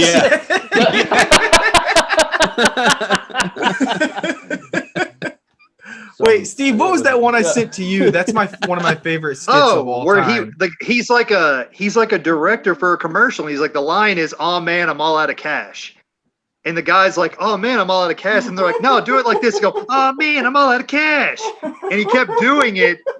And they were like, say it like, "Oh man, I'm all out of cash," and they're like, "You're not a pedophile. Say it again." And he would like, like they're basically making, and the guy said the same thing over and over and over again. It's Kyle Mooney, I think. And it is spectacular. Like Adam Driver, he's amazing. After I saw him on SNL, I rethought everything. We rewatched all of the newest ones. And I got to be honest, I kind of like them. I kind of like all of them.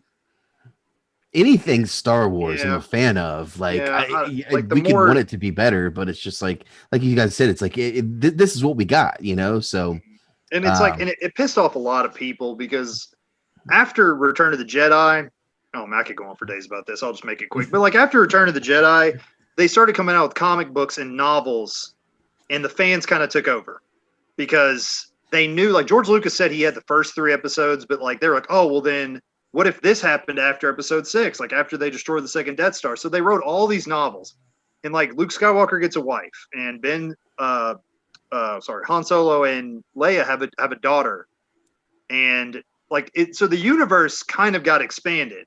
So when they came out with episode 7 and threw all that away, people were mad.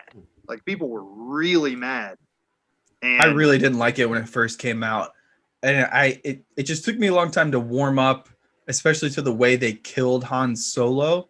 But watching it for a second time, like I enjoyed the way they did it. Like they kind of did homage to it. You see it coming, but it's like a passing of the torch moment. I really like the way they did Kylo Ren back and forth, and he redeems himself by the end of the 3rd one. So he goes kind of full circle, bad to good. We've seen that go the other ways in Star Wars, but not coming from the dark side back over. So I thought that was a cool reversal, and I thought that Rey was going to be related to Kylo Ren, and then them making her the granddaughter of Palpatine. I thought that was awesome. Yeah, and a lot of people hated that too. But like I said, I've seen the movie a few times. I've seen Rise of Skywalker a few times. I've warmed up to it, the idea of it. But yeah, just a lot of people, like no one loves Star Wars more than Star Wars fans, obviously, but no one hates Star Wars more than Star Wars fans. Like no one, you will never find people that hate it more than people that say they love it. Like Tool fans. Yes. Yep. Yes. Like you will never find someone that hates Star Wars more than someone that claims to love it. Mm-hmm. And I mean, it's just these 3 movies were not what people wanted. A lot of people. I personally, I went into it with no expectations. I didn't watch the trailer. I wouldn't watch any of the trailers. I went into it open-minded, and I love them. I just do. And I want to see more of the stuff that happened between 6 and 7, like Luke trying to start his own Jedi Academy. Like I want to see that, but we might have to do a work- full Star Wars episode one time because I have so many opinions. I thought Solo was hella underrated. One thing I'm curious to see is people have speculated that since Disney owns Star Wars and Star Trek now, that they might do some kind of crossover. And I think I might jump off a bridge if they do that. Please, Disney, do not cross over Star Trek. They can't. But I don't think they will because you guys saw what they're releasing. They've got 4 series coming out now that they've announced. The new Star Wars Rogue Squadron flick. I mean, and what new series do they have? They have Obi-Wan, Boba Fett one, I think. They I have. don't know about the Fett Lando. one. They have Lando I don't know. They didn't do the Fett one. The Lando one. They have a Lando one. Mm-hmm. I didn't know that. Which I mean, the thing is, man, like Glover might come back to do that, and if he does, imagine how awesome that will be. I liked him in Solo. I thought that was I good. love Donald Glover. I think Donald Glover did a really great job. They go to his closet, and he's got nothing but cloaks. He's got like nothing but capes. He I was thought the it was best part of Solo. Yeah, I thought See, he was the best part of Solo. I liked Solo. The guy who played Solo did a great job with like the mannerisms. I don't think he really looked much like Harrison Ford, like a young Harrison Ford to me. But Not really. I think he did do good though. I did think like I have no morals with it, I liked Emilia Clarke in that movie. I also liked She's Woody Harrelson's character. I thought he was really funny. Yeah.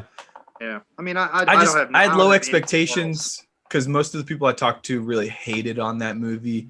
But yeah, we'll have to bring both of you guys back. I'm sure you have a ton of views on Star Wars and Star Trek. Star Trek is another one of those fan bases that's very cannibalistic, especially towards the new stuff. So your OG fans and Discovery or Lower Decks or even Enterprise, it's funny to watch them rip on it. But getting back on track here, I'm sorry to take us into the weeds a little bit there, you guys.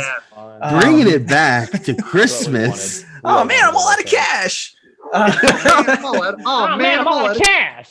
I'm gonna mute myself while my dogs howl in the background. And Metters, take us away. So this list I put together is super organic. You know, I put them in no particular order. I've spent a great deal of time ruminating. Just to kind of hit on what Steve hit: Elf, Jingle All the Way, Gremlins, Die Hard, A Muppet Christmas Carol. Those were all repeats for me, all classics. One of my favorites would be Rocky IV. Excellent Christmas movie. Ooh, It's an absolutely excellent Christmas film. I didn't even think about that. Yes. That's actually amazing. Rocky Like, IV. that's- It takes place on Christmas. Yeah. The fight happens against Dolph Lundgren on Christmas. I'm gonna be So that perfectly was- honest. When you say that, I mean, I can see his little kid watching the fight with the little robot butler, you know, hauling drinks around. I completely forgot about that. That never even popped onto my radar. You kind of Happy just birthday, shattered Polly. my world right when he there. brings Metters. out the happy birthday, Polly. When he brings Yeah. out the, you know, And by the end of it, like Paulie changes it to where it's like a woman's voice. He's Exactly. like, Yeah. Well, That's- yeah, I know that movie more for like the film that it stopped the Cold War. Like the Cold War ended because of that movie. Not really, but the historical relevance is the over. horoscope. I can't even talk. Yeah, but anyway, go ahead. My bad. Hey, Metters, if you could real quick, just pull that camera down a little bit more. We want to see your face. We want to see more of your face. All right. I don't know about It's my that. second favorite Rocky movie, I would say, behind number 2. I think is probably Number my 5. favorite. Rocky Yeah, 2 is number 5. incredible. Number 5. It's amazing. I get through Rocky, and I think that's one is hard to beat, which could also be considered a Christmas film if you think about the Christmas scene in it. You mean While the he's original preparing Rocky? in the original Rocky, there is a Christmas scene in that film. And then in Rocky 2, you could argue it's a Christmas movie because it's snowing when he proposes in the beginning. So Juan's wearing know, red, so this is all Christmas. Like That's yeah, right. this is- That's yeah, right. So I mean, so it's, but it's. I feel like Rocky is the most focused in Rocky 4. It's so personal. It's not about fighting anymore. It's about avenging a lost brother, and it's really fantastic. I know the fact that he didn't throw in the towel, he sat there and held it. Apollo Yeah, said, "Don't you no. throw this in?" and he had to live with that. I Yeah, forget the other guy's name. Throw the damn towel. Oh, dude. Yeah. the Duke. Yeah, He's and all it's- wrong for us, baby. When he was sitting there and it's- he said, "He's a southpaw. I don't want you fighting no southpaw." Yeah. You know. Anywho, I don't like that. I don't like watching Apollo Creed twitch on the canvas. It still bothers me. Like, I don't like watching him die because he's holding him. Like he's holding Apollo Creed as he's dying, but it's set up. You know, years later, 20, 30 years later, it's set up both of the Creed films, which are both fantastic. But why was wasn't? And here's I was going to a ask really you. important.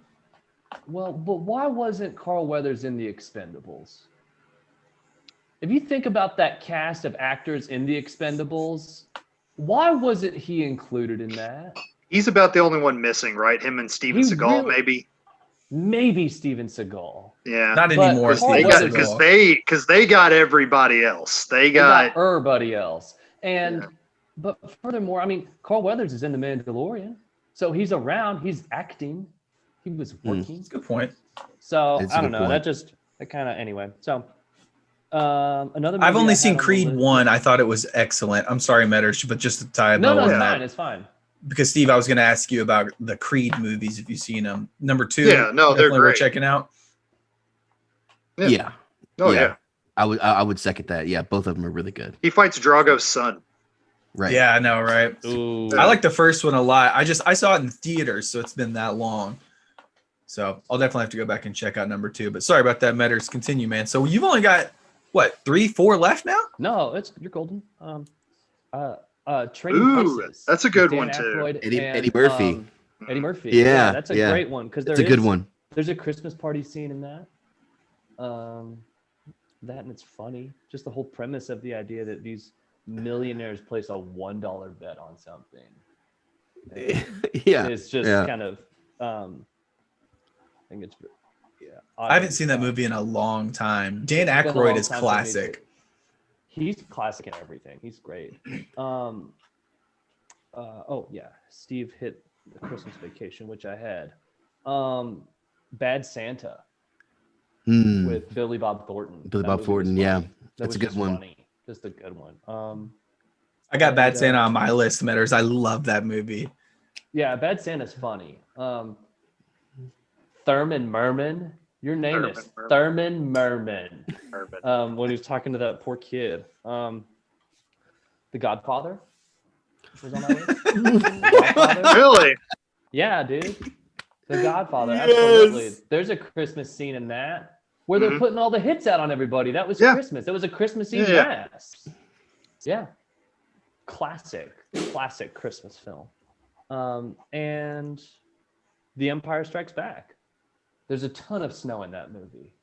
It's nothing but snow. The Yeah. beginning of the film is just the most Um, snow you'll ever see. So wait, is snow a prerequisite for a Christmas movie now? What? It helps put you in the mood. It really does. It helps bring the spirit. It's also So is The too- Thing a Christmas movie? Oh, absolutely. It's Yeah. I missed my list, but it's a gem. You know, but I mean, you have to remember, these aren't just Christmas movies. These are movies I like to watch at Christmas. Watch at Christmas. Yes. And that's Okay. also yes, what I consider yes. Christmas movie. Like one that almost Yes. made the list was The Fellowship of the Ring. That's a classic Christmas time movie for me. Anything Star Wars is good at Christmas. Here's another great Christmas film, The Shining. The Shining. is great. I love it. That actually is a Christmas movie too. It takes place over. it is in yeah, Christmas. they get put up at the Overlook Hotel, and they are there over Christmas. So yeah, The Shining. And We have really blurred the lines here, you guys. well, I don't know. Other honorable mentions I've got on my lists here are maybe some literature that deals with Christmas themes. Nosferatu by Joe Hill was amazing. It was about this girl that could bridge gaps between worlds in her mind, and someone that came through one of the gaps. It's an AMC show now. His name was Charlie Manx, and he was abducting all these children and taking them to this place called Christmas Land. Super creepy. And Joe Hill It is. wrote it, and Joe Hill is Stephen King's son. Obviously, The Shining, the novel, is amazing.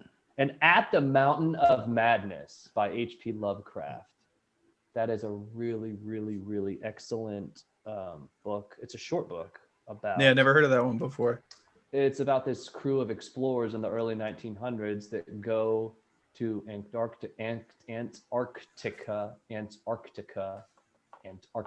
and discover a beast that's been sleeping for generations.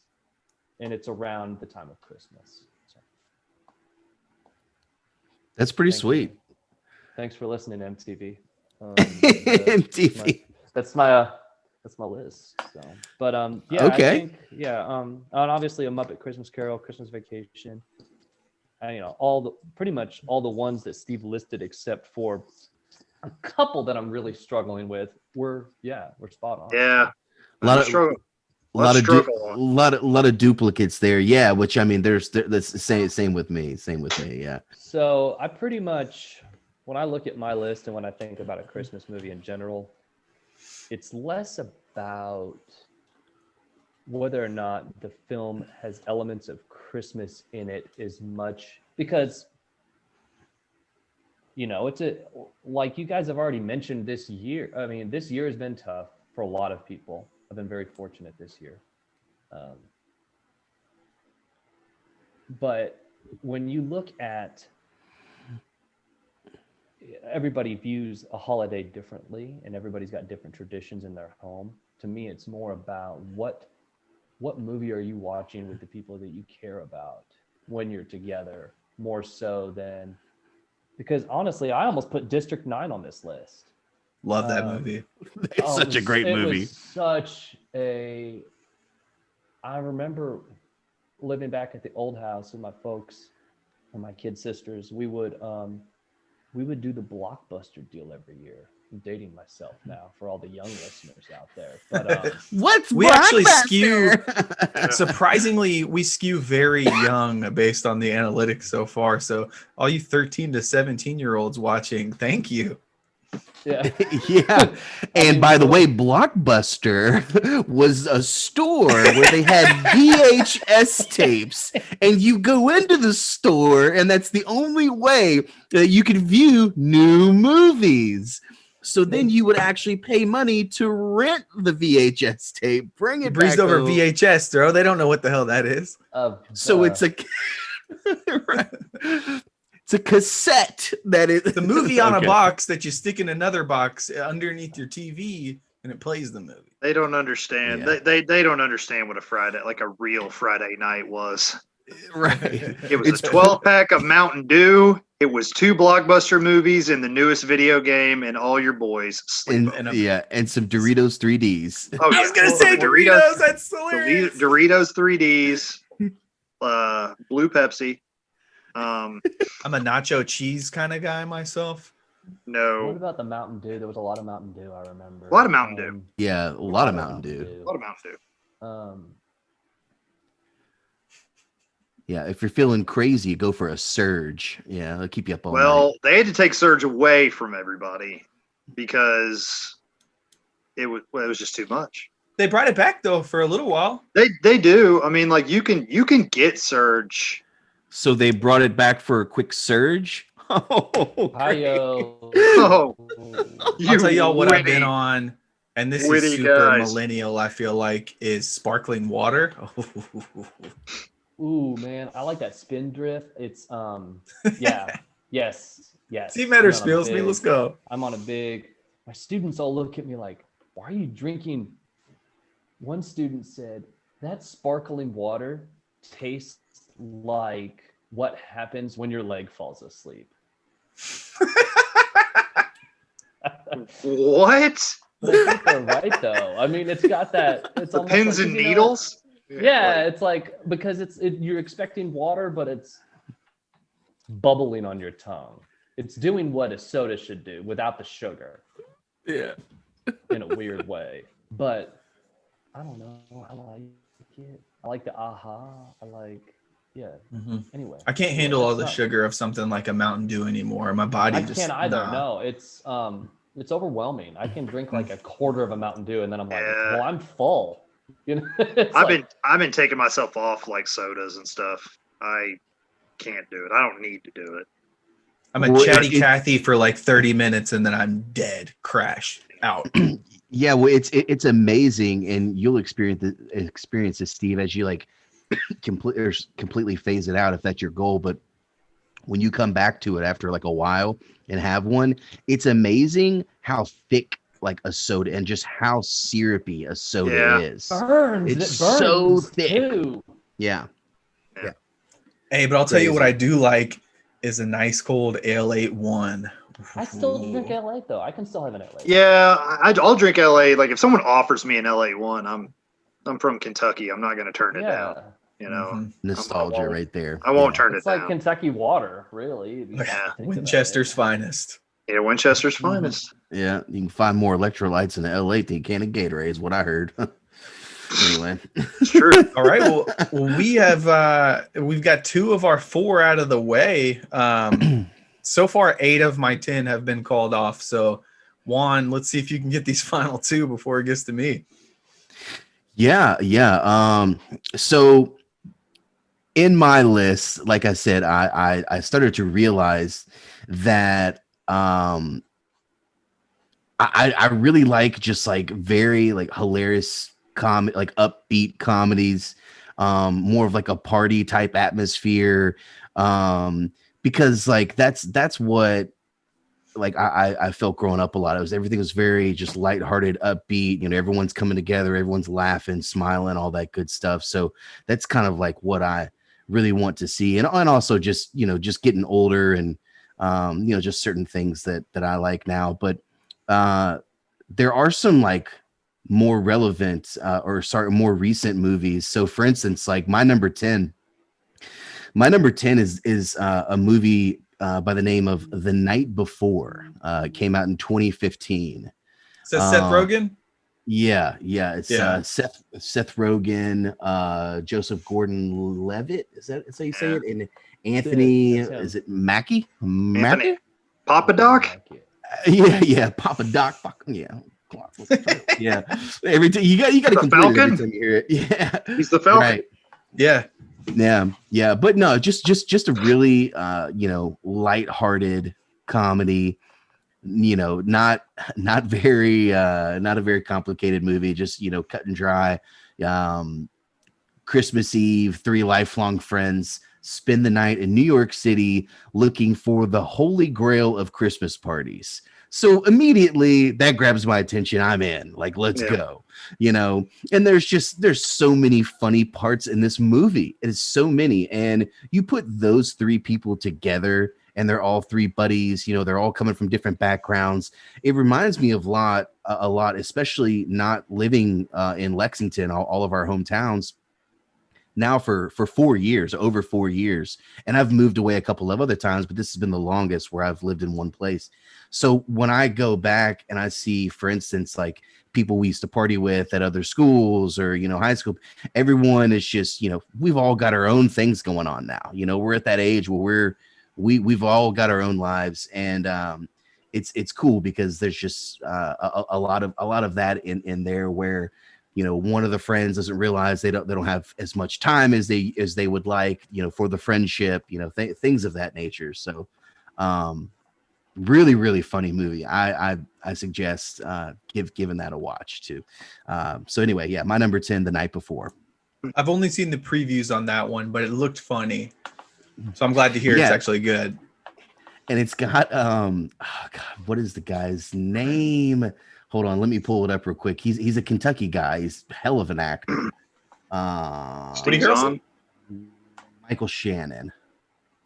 Michael Shannon. Right? Yeah, that's his name. I'm having to look this up. Yeah, Michael Shannon. Michael Shannon. He's a Lexington guy. Love him. He was in Boardwalk Empire. He was in Revolutionary Road. He was in. Dude, I mean, I could go on and on. What would you know? He was in Knives Out. He was great in Knives Out. He was in so many things. Anyway, he plays Knives Out. Wait, is that the Who Done It movie? Yeah, the recent Who Done It. Yeah.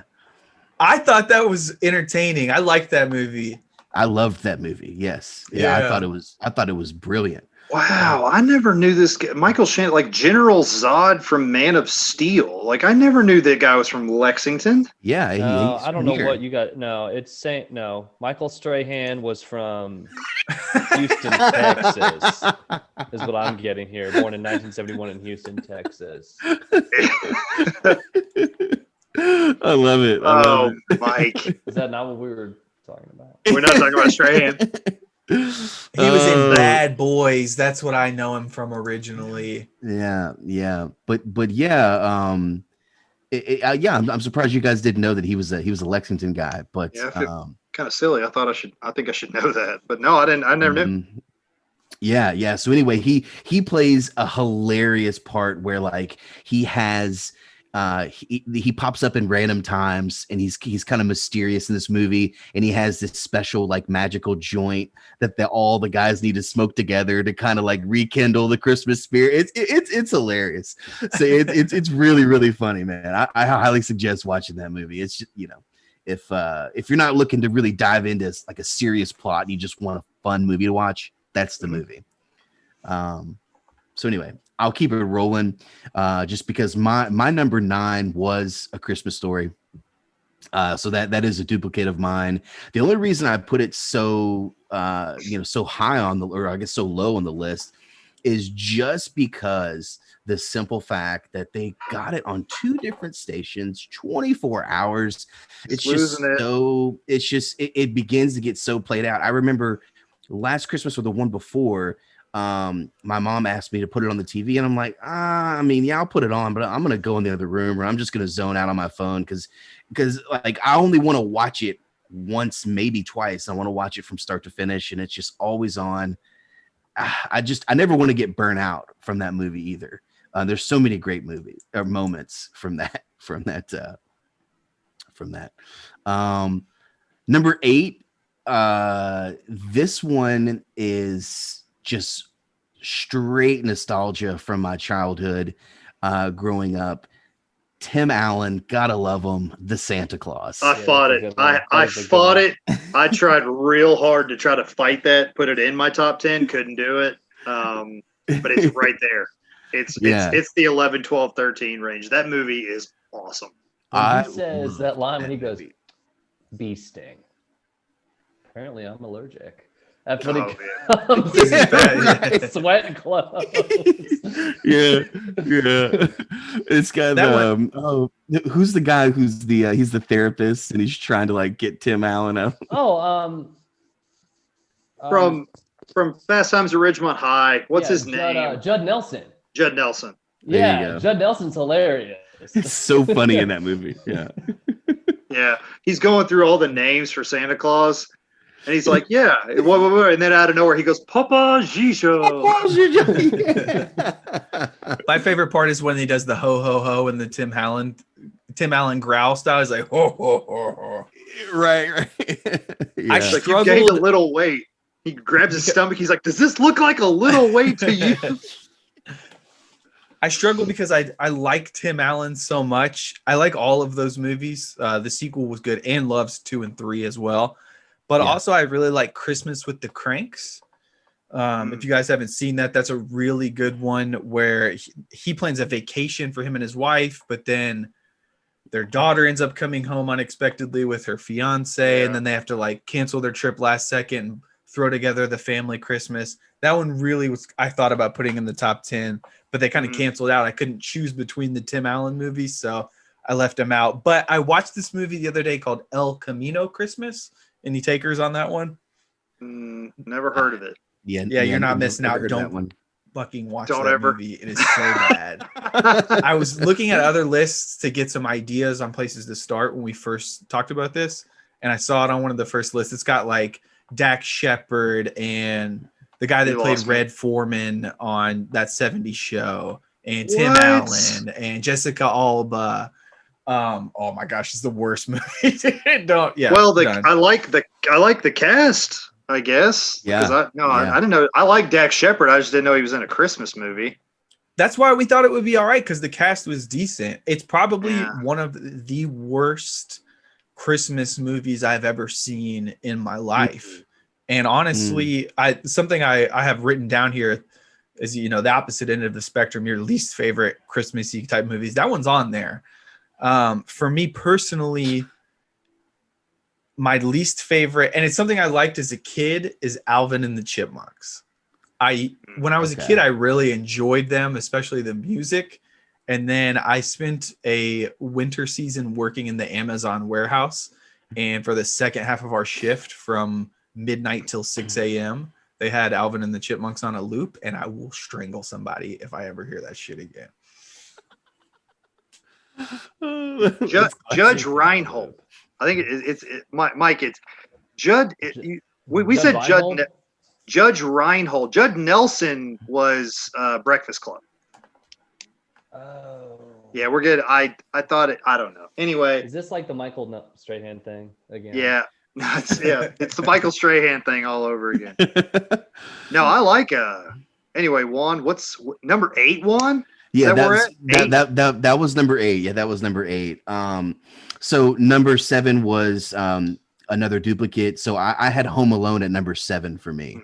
All time. I actually started watching that a little bit today, and I heard I was in the kitchen cooking, and I had it playing on my laptop, and I heard the dad in that movie say, Kevin clean up those micro machines, and so many memories. Oh, just yeah. rushed through. I'm like, man, micro machines, dude, crazy, crazy. They also had that talk recorder thing that was huge. What was that Yes. thing called? Talk Boy. the Talk Boy? And then they had Yeah. a Talk Is that what it was Girl. called?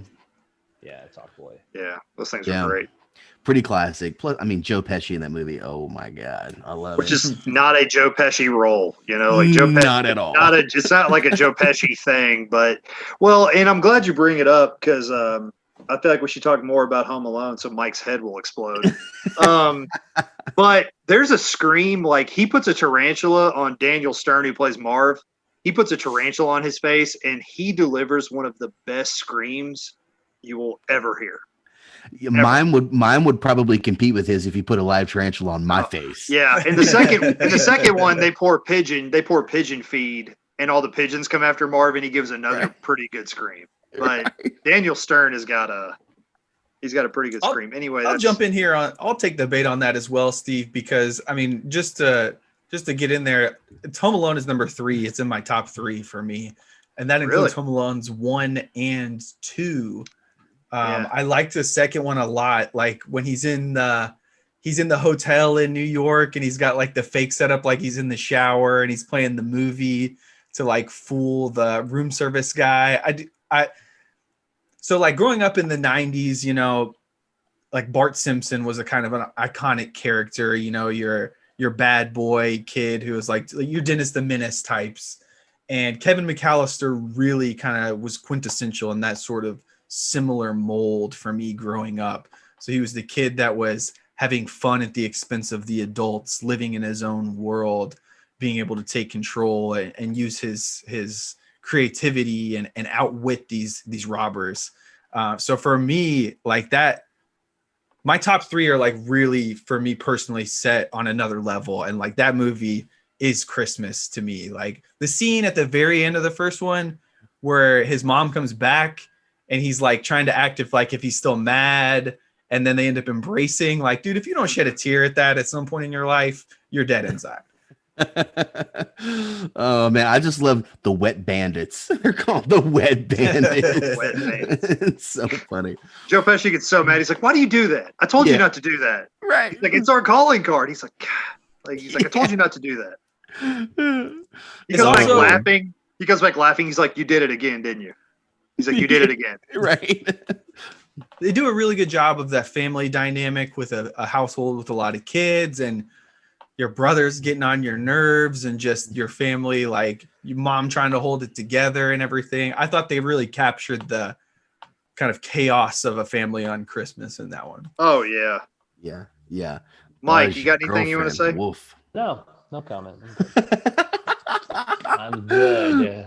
Mike All does right. no. Anyway, Mike does have a good point though that there's like 16 of them living in a house, and like there would never be hot water in the shower. You'd never be able to go to the bathroom. Like it would be absolute chaos. And for the record, they wouldn't leave him alone twice and then a thrice time when as sequels ensue. It's too much for me. I mean, if you left him behind one time, the first thing you would ask is, do we have Kevin again? How do we not do Or this? do we again? leave Kevin again? How do we leave? I mean, his mom. I forget how he gets lost in the second one. I'm trying to remember that. I don't really remember the second one at all. He gets on a The different second one's plane. good. He gets on a different plane. They're going Okay. somewhere. Yeah, they're going somewhere, and he ends up getting on a plane to New York City while I can't remember where they go, but because I haven't watched the second one in a long time, actually. So I will keep it rolling here if that's okay with you guys. Oh, sorry. Go ahead. No, you're good. You're good. I had a brain fart there for a minute, but all right. So already got a couple of duplicates here, a couple new ones. Number 6 for me again, and I don't know what it is about the magical joint, but it really hit me this Christmas. So this is coming in at number 6 for me is a very Harold and Kumar Christmas. Harold and Kumar, I love those movies. They're classics for me. The Christmas one, especially just Harold, and he burns the Christmas tree down, and the dad is Danny Trejo.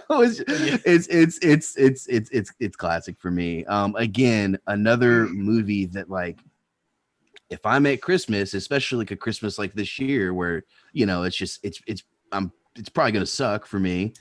That movie would put me in a great mood. Like, I would watch that and laugh and be in a great mood after that movie. Really, really funny, very lighthearted. Gotta love it. First off, I just want to say an extended invitation to you for Christmas this year. If you'd like to come to Louisville, you are more than welcome to join, because we don't have Jack going on. Well, the plan is accumulating or forming as we speak. So invitation extended to you, my good man.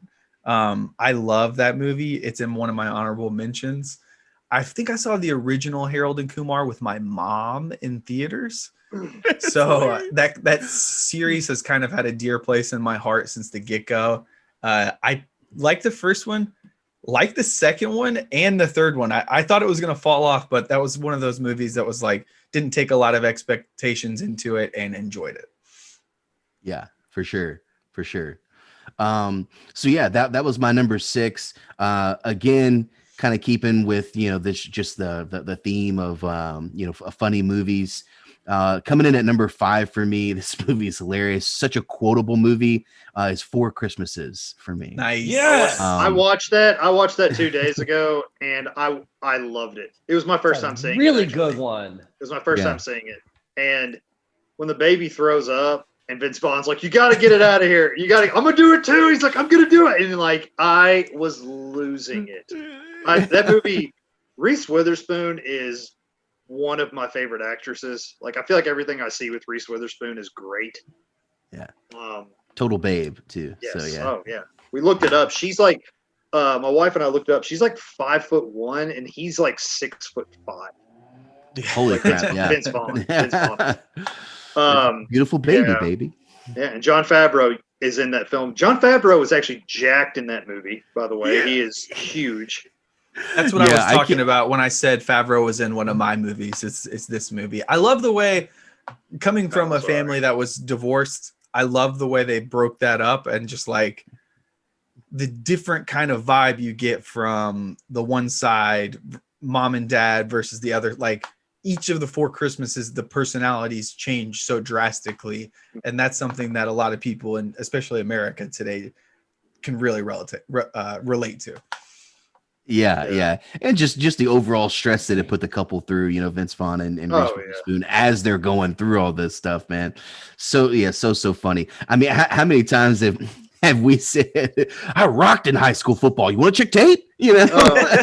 Like, anyone that's on the fence about that movie, like watching this, if you're on the fence about that movie, just type in 4 Christmases nativity scene.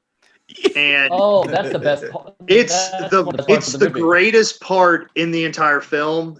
And it's just, I won't even say anything about it because it is hilarious. Yeah. Well, what's so great about that movie is one of the best just kind of underlying themes of that is the relationship between parent and child. And you see that throughout literature, and you see it throughout every great movie that you've ever really watched, and how they could very easily do none of that. In fact, that was their intention, was to stay at home and just the two of them, and not think about others, and just kind of, in a way, it is Scrooge-esque. Leave me alone. I don't want anything to do with this. Just, we are content here as us. We will not deal with this. And then they find themselves on an adventure that, it's those little things that make us stronger, especially in our relationships with the people we're with. So it's very, it's more than just a kind of Christmas rom-com. I think there's something deeper there. I agree. Yeah, I totally agree. I agree with the whatever game they're playing, the catchphrase or whatever. It's not catchphrase, but they play the game, and like Vince Vaughn realizes it, and Jon Favreau's character is eating chicken wings, and he's like, flip the tube, and he's like, what? He's like, flip the time tube, and him and his wife are so on point with their answers because they know everything about each other. And she's like, this is on your bedside table. He's like, a sock, like just. And, she's like, she's like, I helped you come up with this when you were drunk and you came home from the bar. He's like, alibi. Like it's so on point. And then when Reese Witherspoon and Vince Vaughn play the game, they don't know anything about each other. Like, and then like you said, Mike, like throughout the movie, they learn that like they don't really know anything in depth about each other. Like she didn't even know his real name was Orlando, Right. which was the city he was conceived in. But that's. The dad is Robert so funny. and Robert Duvall, another celebrated actor, much like James Caan being in Elf. Robert Duvall is like an Academy, like he's one of the best actors ever, and they put him in this role where he's just this drunk dad, and he's stressing about the antenna on the top of the roof or whatever. And like he throws in a line where he's like, we got to go to mom's later. He's like, listen, I've told you this before. I don't know how to tell you. He's like, your mother is a common street whore. And he just like says it so casually, like so casually. My favorite thing is that one of his best friends growing up is now like dating his mom. So he's like, he's trying to act like he's now his stepdad and establishing that relation. Like, I know I'm not your real dad, but I hope we can be friends. He's like, we were friends until you started banging my mom. Like, he's like, we were best friends. We were best friends. Oh no, yes, that movie is so good. The movie is so good. Yes, oh man, jeez, yeah. Well, I'm glad that I'm glad that you all like that one and that's great. Agree with that one. Okay, so we're in my top four now. My top four and this hasn't been said yet either. This movie came out in 2016 and it quickly, I mean, the moment I saw it, I'm like, oh, that is like one of my all-time favorites. It is hilarious. And that is Office Christmas Party. That movie is hilarious to me. When you mentioned the night before, I was going to say Office Christmas Party is really, really funny. Yes. TJ Miller, huge fan. It's even got Jennifer Aniston in it. Dude, like everything about this movie is just hilarious. And I can relate to a few of the characters. Jason Bateman, dude. Oh my, he's so funny. Yeah. Oh man. I mean, this cast is crazy. Kate McKinnon as the HR. Yeah. it's like if you're thinking like, okay, what role can she play in this? HR 100%. Yeah. But this one for me, I mean, it is absolutely hysterical. So that's my number 4. Oh yeah, Kate McKinnon. And the thing about Kate McKinnon, you were talking about SNL. Like after Jason Sudeikis left SNL, they were kind of looking for like the next male lead, and it never really happened. Like Taron Killam tried, but what they discovered, or at least what I discovered, I'm sorry, like they did, I guess, but the women on SNL really kind of took over. Yeah. And like Kate McKinnon, Cecily Strong, and like Sashir Zamata, I like like they were Bryant a lot. Adie Melissa Bryant. Villaseñor is funny. Oh yeah. And they took over. And like they were really, really strong characters. Like they would like SNL for a while there, and it still kind of does. Like it centers like they have a strong female cast. Yeah. Matters. Have you seen the movie yet? Office Christmas Party? I have not. You got to check it out. Man. It is classic. So I'll buzz through my next top 3 just because 2 of them have already been named. I have Elf as my number 3 all-time favorite Christmas movie. Again, absolutely hilarious. But the Elf, what's your favorite color? That also got me every time. I didn't expect it. I was losing it. Yeah. So that's my number 3. My number 2, and it was so difficult to put this at number 1. Not to put this at number 1. My number 2 is Christmas Vacation, National Lampoon's. Again, like just so many amazing memories of my family growing up watching that movie together. And the only movie that tops Christmas Vacation, And the more that I think about it, I honestly think that this might be my favorite movie of all time. There, it's probably at least for me and my family, it's the most quotable movie for me and my family. And we could probably recite the whole movie like we're reading the script, and it never gets old. This movie will never, ever, ever get old to me. Is Coming to America.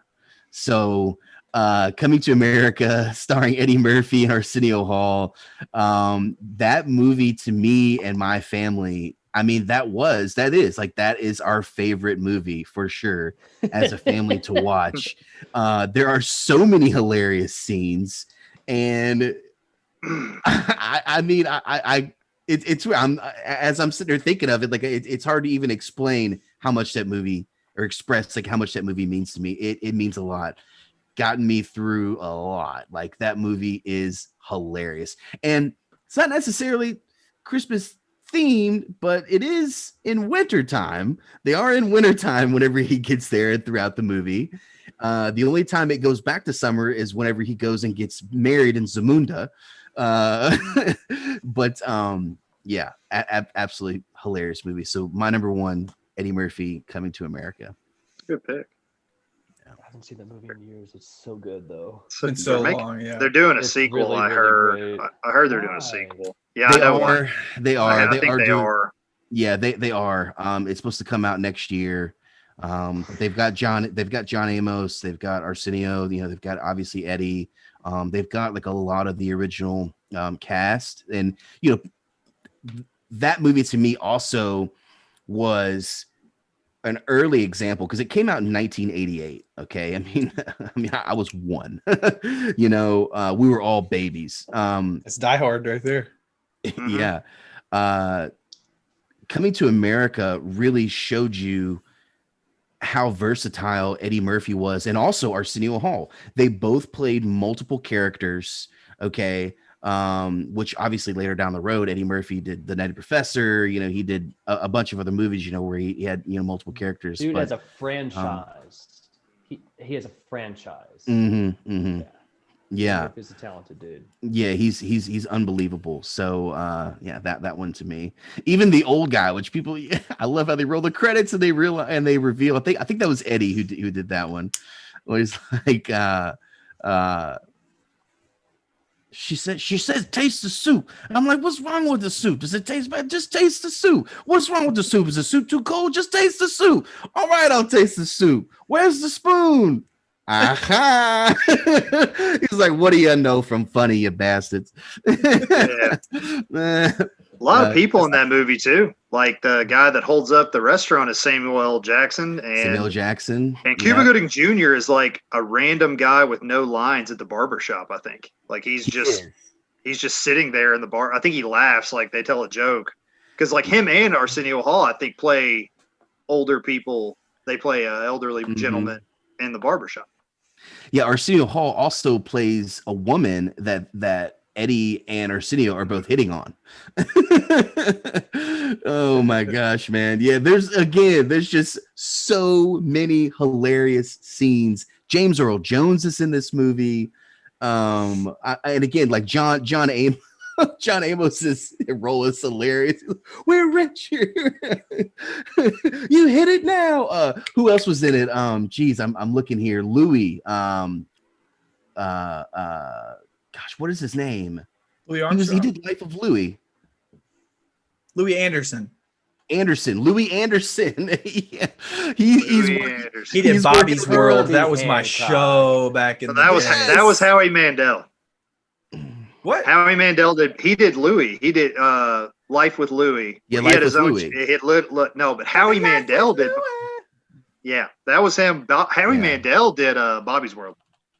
Are you sure? Yeah. Yeah. Yeah, It's Yeah, so I thought that was funny. Louis Anderson for some reason. Yeah, What- 'cause Louis what show Anderson- did he did. Oh, it was just Life with Louis. Life with Louis. He was like, "Oh right," every time. Like, Yeah, Steve, you're 100% there. Yeah. Dude, I love it when Louis they're the scene and they're working. It's just so many funny things. It's not McDonald's, it's McDowell's. Oh my god! And then he's like, "You see here, I'm washing lettuce. Pretty soon, I'll be on fries." And then the next thing you know, assistant manager, and that's where the big bucks come in. He's like, in 2 years, Eddie Murphy's like, 2 years. Huh? That's a good movie, though. I need to go back and watch Coming to America because Yeah, I have just not let seen your it. soul glow. I have not seen it. Like when he comes out and he's like, "Good So- morning." Good morning, my neighbors. Hey, fuck you. Yes, fuck you too. I want to do that every day from now on until New Year's for my neighbors here in Cincinnati. Oh my god, that is yeah. God, man, yeah, it's my favorite movie. That's a good movie, though. That it really, really is. It so is. It's so yeah. Can't hate on some old school Eddie Murphy. Second time Eddie Murphy coming into the list after trading places from, I believe, Metter's list. Is that right? Yep, that was my list. Yeah. Right. Well, I guess The royal penis is clean, Your Highness. I was gonna say something about that because I have that Ludacris album, and I remember when I was a kid, King. I Yeah, put that's that. My one buddy of the Drew little- Darren got it for me, and I put that in, and that's the opening line in the album. Yeah. And my mom was like, what? And that CD was removed from the player very rapidly. Was that word of mouth that was on? Yep. Word of mouth, yeah. It's like the royal penis is clean, Your Highness. King. Yeah. I'm getting the name. Oh, Yeah. well, I kind of, pretty much 9 of my 10 have been taken. So I'm going to stall a little bit before I run through my top 10 and just hit some of the other topics I wanted to touch on while we had everyone together here. I guess I'm the only one with Christmas hate in my heart. Anybody else got any ones like Alvin and the Chipmunks, El Camino Christmas they want to throw in there? Well, Metters, I guess, with Home. Home Alone and Yeah, A Christmas there's. Story. I Yeah. mean, I got more. If you Let's wanna hear it. hear 'em, I mean, hate. Go for it, Metters. Let's Now's hear the it. time. I just don't. I don't know. It's the player haters ball. They're just so many bad. I don't know. I just, like I said, some of them, and when they go all franchise mode on you, that's when it really just is like, okay, enough. Mhm. Like What comes to what's mind that when you one think with of Kurt that? Russell in it now. What's that one? I with was going Kurt to talk Russell about in that. it? Okay, Christmas Yeah. Chronicles. Whoa, you don't like Christmas Chronicles? Like You he's do? a pretty classic Santa Claus. Like I'm not saying they're the best movies, He's also a pretty We- classic alien killer in the thing. and he is. You're right. We Overboard, watched- That's a funny movie. And he makes a great Wyatt Earp. We watched the He first does. Christmas Chronicles last year just on a whim. Like, wait, there's a movie with Kurt Russell as Santa Claus. I have to watch this. And I really liked the first one. I had super low expectations. It kind of came out of nowhere, caught me off guard. They have a really funny, cheesy, like blues rock scene where he's jail. singing in this jail. So they made a second one to piggyback off the success of the first one, and it is so bad, y'all. Like, Ann and I tried to watch it. We made it about an hour and a half through. It's one of those movies that's longer than my 90-minute threshold, and we haven't even finished it yet. Like, the bad guy is terrible. They try to make it to where it's like it's kind of like Yas Queen for Mrs. Claus, to where it's like girl power, and they're trying to rename Santa's town to Mrs. Claus's town or whatever. It's kind of unnecessary. Like, nobody's hating on Mrs. Claus. Like, what are you doing? Like, you know what I mean? Yeah. Somebody brought up to me with this. I watched the second film on Thanksgiving with my brother, and I mean, I like Kurt Russell. So like every time he was on screen, I was like, he's pretty cool. Like he's a great actor. He's one of my favorite actors. He really is. Like I've seen him just about everything Kurt Russell does. He was the best Wyatt Earp by far for me. Oh yeah, and I mean I love Kevin Costner, but Tombstone will always hold a special place in my heart. But the story of the second Christmas Chronicles is he had an elf that was his favorite elf that falls to he has a fall from grace, and it's the story of Satan, and it really is. and it's like he had a favorite elf that falls from grace, and he wants him, and it like hurt him. And it's kind of like the Star of Bethlehem is like the reason Christmas goes in it, like they try to make religious undertones in that second movie. And I never caught that. That's I didn't catch yeah. it, and I didn't really catch it either. And I don't know, it might be a bit of a reach, but I had a talk with somebody about it, and he said that was like he really couldn't help but focus on that. That is like the second one tried really hard to have like religious undertones, and he couldn't get past it. And so I was like, well, I didn't really notice that. I did notice that they said that it was like the star that lights up the North Pole is called the Star of Bethlehem.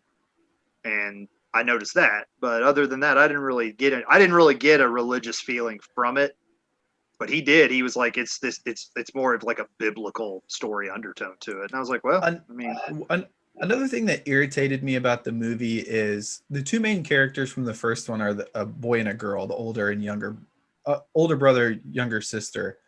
And it's a single mom, and the mom's trying to get her groove back. So she's trying to get with this guy who's got a son. So for Christmas, they plan a vacation to like the Keys or something like a tropical destination. And the mom and the new boyfriend take like the first day of the trip to go stay at this exclusive couples thing and leave the three kids by themselves at the resort. So it's like the whole premise of the movie to begin with kind of irked me. It's like, wait a minute, what? Like Metters, like you're talking about, like they wouldn't leave this kid. Like this is super like what you're talking about with Home Alone on steroids. But the little girl is like being a super brat, and something about that little girl, she's got a really punchable face.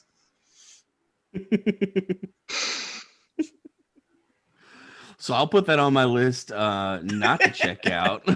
Yeah, I didn't mean to make it sound like it had like Satan undertones, because it doesn't. But someone kind of compared like it's kind of biblical, the idea of like a fallen angel, and because it's not satanic. I didn't mean it like that, but you're right though, Keith, because Tyrese Gibson is like the boyfriend, and he's in the movie for all of like maybe 5 minutes total. Yeah, like at the very very most, His So son is hilarious though. That little kid is really funny. He was my favorite part about it. And I like the elves. They did these cutesy animatronic elves, or CGI, not animatronic, but they were cool. They have like a big Kentucky Wildcat in it too. Like it's yeah, he's one of the bad guys. Yeah. So I tell you, a movie that almost made my list was Surviving Christmas. I don't know if y'all like that one or not. I thought that was pretty classic with Ben Affleck. Oh yeah. And what's his name? James Gandolfini. Yeah, Christina Applegate. Yeah. That's a pretty funny one. That's on my list to watch. I've actually never seen that movie myself. I've got a couple TV specials that I just wanted to shout out before I dove into my list. But before I do that, I just want to talk about like kind of what I used, because like I'm on the opposite end of the spectrum, and I thought I would be the one loose with the rules here tonight. But kind of the way I weighted it, I tried to break it into categories like Christmas spirit, like the tradition, the tying in the family aspect of it. That's kind of about a third of my weighted third of my weight scale here. Second is going to be like humor, entertainment factor, storyline, like is it a good movie? And then third, so that's about a third, and then the last third is kind of like a miscellaneous lump category, but music is a big piece of that. I like songs in Christmas movies. I think it's a kind of a staple of the genre, is that there's some kind of musical element to it.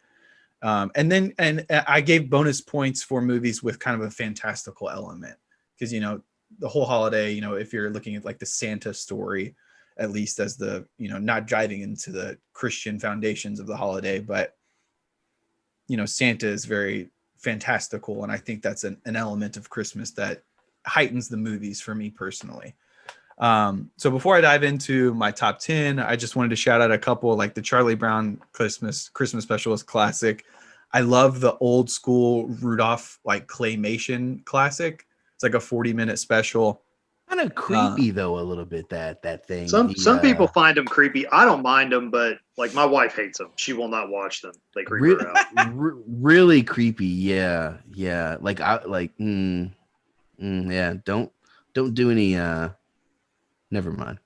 Not for you. Creepy. Don't do mushrooms and watch that. Don't drop acid or do shrooms and watch that. You'll lock yourself in a closet for a few hours. I already mentioned The Simpsons. I love their Christmas specials.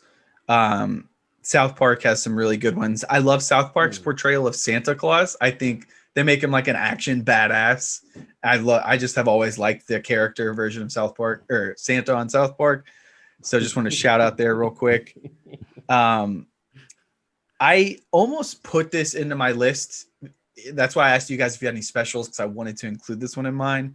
Didn't make the cut though. I kept a little strict with the format, but the Always Sunny in Philadelphia Christmas special is one of my favorite things of all time. And I wanted to tie that back to Scrooge, because they kind of use the Scrooge story where Frank is the Scrooge, and they bring in one of his former business partners to be like a guy he screwed in the past. And, you know, Dennis and Dee are really trying to it's really self-serving because they want Christmas gifts out of the whole thing. And Frank's whole thing is he buys their dream gifts for himself and flaunts it in front of them. But it's I remember that. it's a good modern take on the whole the Christmas Carol kind of story. And they tie it in with kind of grimy stuff with like Charlie and Mac's story along on the episode are hilarious. And it's got one of the most iconic scenes of the whole show when Frank climbs out of the couch butt-ass naked at the Christmas party. Go to YouTube. Any younger viewers type in Frank Reynolds crawls out of a couch. You won't be disappointed. It is quite hilarious. It is. So I just wanted to just make sure I mentioned that, because that's my favorite portrayal of the Christmas Carol is Sonny's take on that. Okay, so a couple of honorable mentions. Like I said, most of my list is taken, so some of the ones I thought about that didn't quite make the list. Nightmare on Elm Street, or not Elm Street, Nightmare Before Christmas. Love the animation in that movie. The music I thought was really cool. You hate that one? What? Why? Claymation. I hate it. It's a claymation. Creep you You out? can't stand it. It's super dark and creepy, and it's just like, it's not visually to me. I'm just like, ugh, like this is dumb. Like, no, I can't stand that. It's just me. I can't stand it. No. Yeah, the debate love on that it is it a Halloween movie or is it a Christmas movie? I view it as a Halloween movie. Like I do. Some people view it as a Christmas movie. That's probably why I personally- held it out of my top 10, is because it was lacking that kind of Christmassy. But I mean, Christmas in the title, and if you haven't seen it, the whole concept is they live in Halloween Town, where their like specialty is celebrating Halloween, and then they find out about Christmas, so then they're like, well, let's change it up this year and try to celebrate Christmas. And there's some growing pains being in, and they're all like Halloween associated characters. But it's a musical, so there's a lot of songs. There's the bad guy I thought was really cool with the boogeyman coming in. Oogie Boogie. I like the main character. I like the overall arching story. Anyway, Nightmare on Elm Street, I want to give a shout out to, or Night Before Christmas. I did it again. Shit It's a movie. really excellent movie. Thank you, Metters. It's really, really good. The whole identity crisis of I've been doing something for so long, I don't know if I like this anymore, with Skellington, and just again, it's essential Tim Burton. If you're a Tim Burton fan and you've not seen that one, then I think it's one of his really better ones. I like it better than Scissorhands, at least. I know everybody's into Edward Scissorhands. Not really my jam. I think it's all right. I think it's a cool concept, but I just think it doesn't work for me. But I think that in terms of what Tim Burton has done in his career, just kind of these nightmare carnivals, with the scenery, with costume. I mean, you can spot a Tim Burton movie 100 miles away. They're all design-wise, they all look very similar. Helena Bottom Carter's usually in them, and but yeah, I think Nightmare Before Christmas takes the cake. I feel you. A Yeah. lot of people think Scissorhands is like one of the best Christmas movies. I was doing a little bit of research. I was like, wonder what like other people think. And Scissorhands, a lot of people love that movie as a Christmas film. I remember liking it when I first saw it, and honestly, I can't tell you the last time I've seen that movie. It's probably been 15 years since I've seen that, maybe longer. It's been a while for me too. Yeah, In yeah. in Nightmare Before Christmas, they kidnap Santa Claus, and there's a scene where Santa's in the boogeyman's lair, and the main character comes to save him. And like when he goes down into the underworld kind of boogeyman lair place, they turn on like a black light effect with the claymation, and it is Mhm. It's very cool. It's a very visually striking scene. Like I remember sitting down in the scene being like, just kind of being blown away. Like this is fucking very different and really, really striking visually. It was cool. So we'll definitely want to give a shout out to that movie. Something that I just on a personal level enjoy is Jack Frost, and there's two Jack Frosts. There's the Michael. We watched the Michael Keaton one like 3 days, like earlier this week. We watched the Michael Keaton one because I had actually never seen it, and I did enjoy it. Now, It's not a bad movie. enlighten us about the other Jack Frost because I really want to hear what you have to say about the Jack Frost movie. I think it came out like a year before that. Well, yeah. So the one with Michael Keaton is like a heartwarming film. Like a boy's father dies and is reincarnated as a snowman or something along those lines. Snowman, it's so stupid. It's great. Juan doesn't know what he's talking about because it's great cinematic making. It's great. It It is very heartwarming, and I love Michael Keaton. But the other Jack Frost, which actually I know has a sequel, it might have a third one actually. It's pretty much Chucky storyline, but with a snowman. So this guy is a serial killer, and he's getting taken to prison in this truck that's transporting these federally weird chemicals, like genetically manipulated chemicals or something. And the truck 'Cause that's how it wrecks, and he happens, gets that all you these chemicals transport- on him. Yeah, you transport prisoners. Yeah. Yeah, right.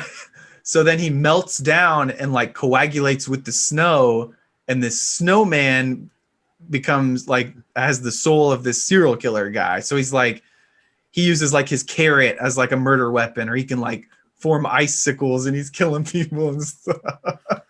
It's so bad that it's good. It really is. They must have been smoking the best medicinal Well, whenever they started writing that. Juan, you need to watch the Michael Keaton film because there's a scene where Michael Keaton's son is getting terrorized by bullies, and so Michael Keaton as a snowman comes and helps him, and then they escape on a sled. Yeah. And as they're leaving, his son turns around and goes, "You're the man," and he goes, "Nope, I'm the snowman." And it's the best thing. It's great script writing. It's script writing at its finest. And I've seen that. I remember it. I I'm the remember it. snowman. Yeah, I remember it. I don't know. At a young age, I don't know. When it comes to movies, kind of lost my imagination there at a young age, I guess. But it's not for me. To each his own, you know, and I'm a sucker Yeah. for the terrible movie genre as it is, as you probably could tell by my horror movie selection. So, you know, I'm susceptible. I'm a mark for these kind of movies. So, I honestly, of the killer Jack Frost movies, the second one is actually better than the first, but he's got some pretty killer one-liners. So if you're into those kind of things, highly recommend those. Along those lines, there was a Krampus movie that came out in either 2015 or 2016 with a lot of big name actors that they actually put a budget into. That's a really good movie. I've seen a lot of Krampus knockoffs that are trash, but the one, forget the main guy's name in it. It's got like the guy that was Champ from Anchorman. Oh yeah, that guy. Yeah. whammy. Hilarious. Yeah, Yeah, exactly. Yeah, the bro like from Step Brothers. I cannot remember his name. Derek from Step Brothers. Adam Scott, that's the main guy Adam who I was Scott, trying to think of. yeah. Yeah, he's the main guy in that movie. So Krampus, want to give a shout out to that version, 2015 version.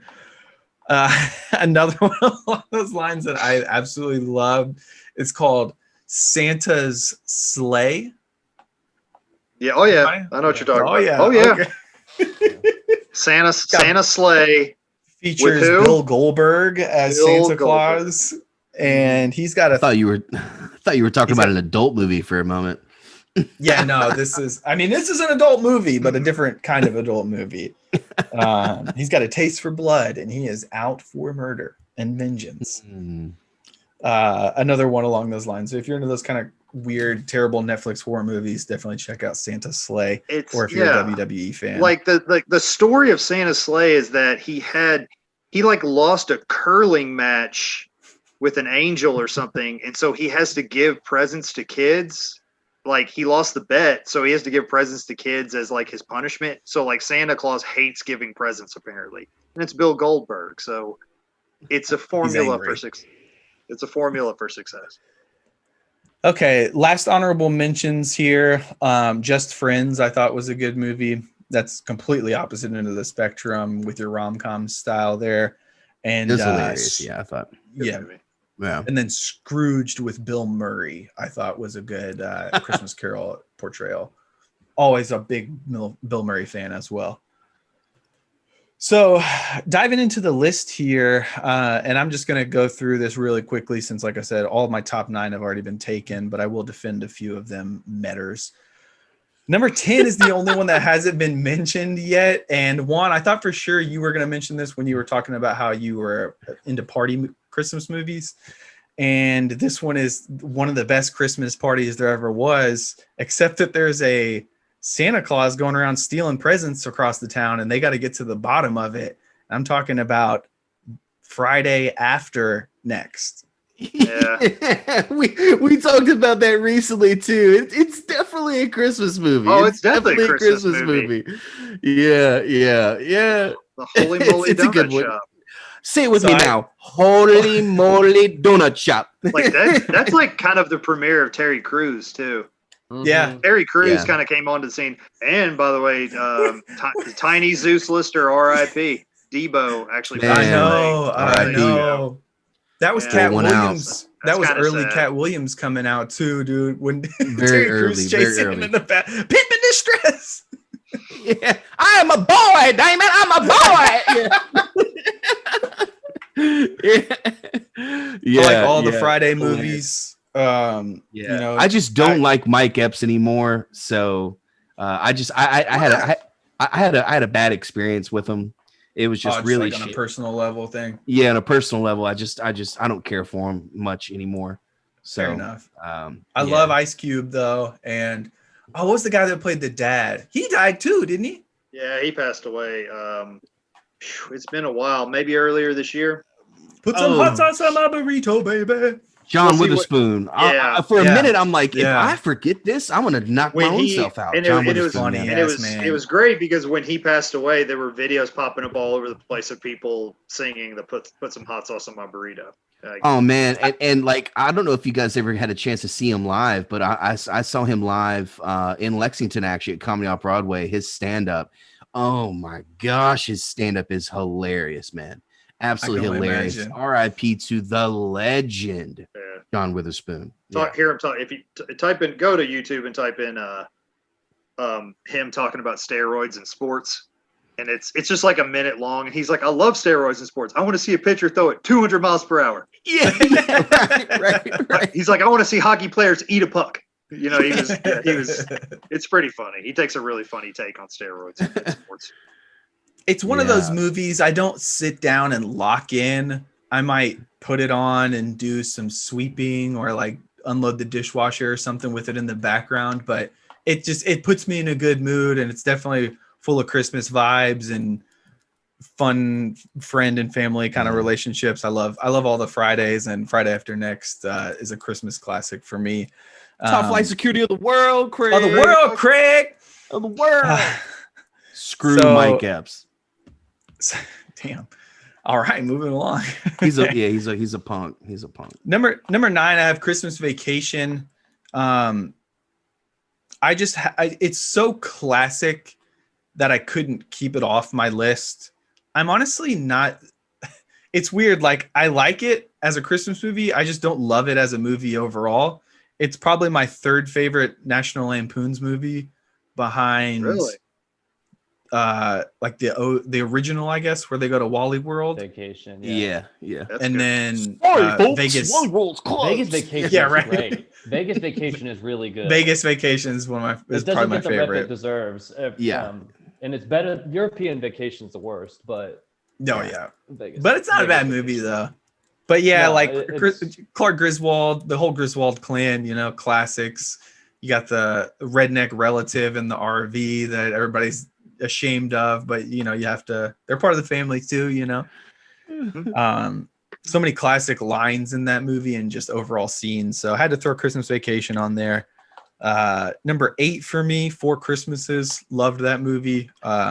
Just big Vince Vaughn fan, always have been. Steve, you're right. Reese Witherspoon in that movie is hilarious. Love Reese Witherspoon. So had to include that movie on there. Number 7, I have Bad Santa. Love Billy Bob Thornton in that movie. His dynamic with that little kid and It's his really elf nice. friend, just kind of the 3 of them.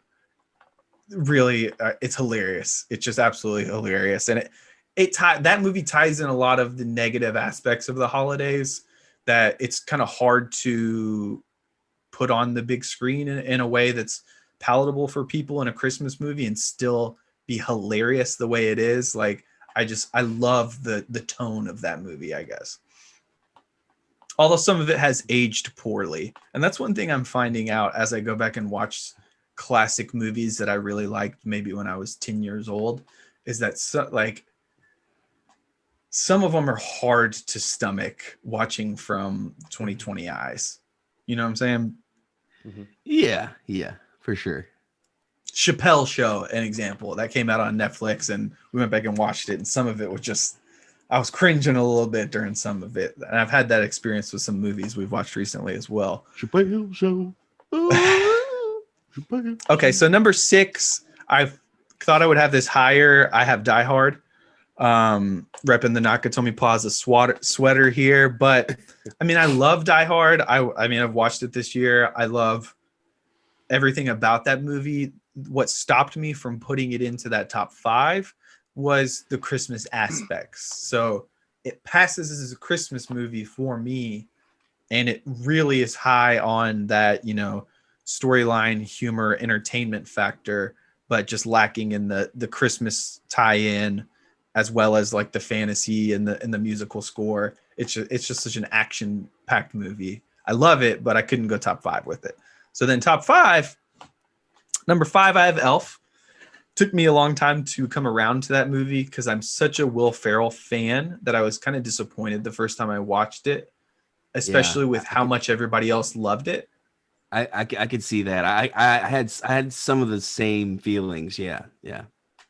But over time, viewing it less as a Will Ferrell movie and more in the context of a Christmas movie, I've come to really appreciate it. Really, really appreciate it. Also, really quick, while we're on that, I don't want us to miss this. At least for me, and I'm bringing up. Give me 1 second because I'm bringing this up right now. I just don't want to screw this up, but this movie started my slight obsession with, is it Zoe Deschanel? Is that how you say her name? Mhm. Yeah. She actually has a sister. I just found out. It's odd. Yeah. Well, she, I mean, she's good in the movie. It's whatever, it's not like amazing or anything, but that role doesn't require that. Yeah, that's all I wanted to get out there. What I love movie? you, Zoe. Elf. Oh, okay. Yeah.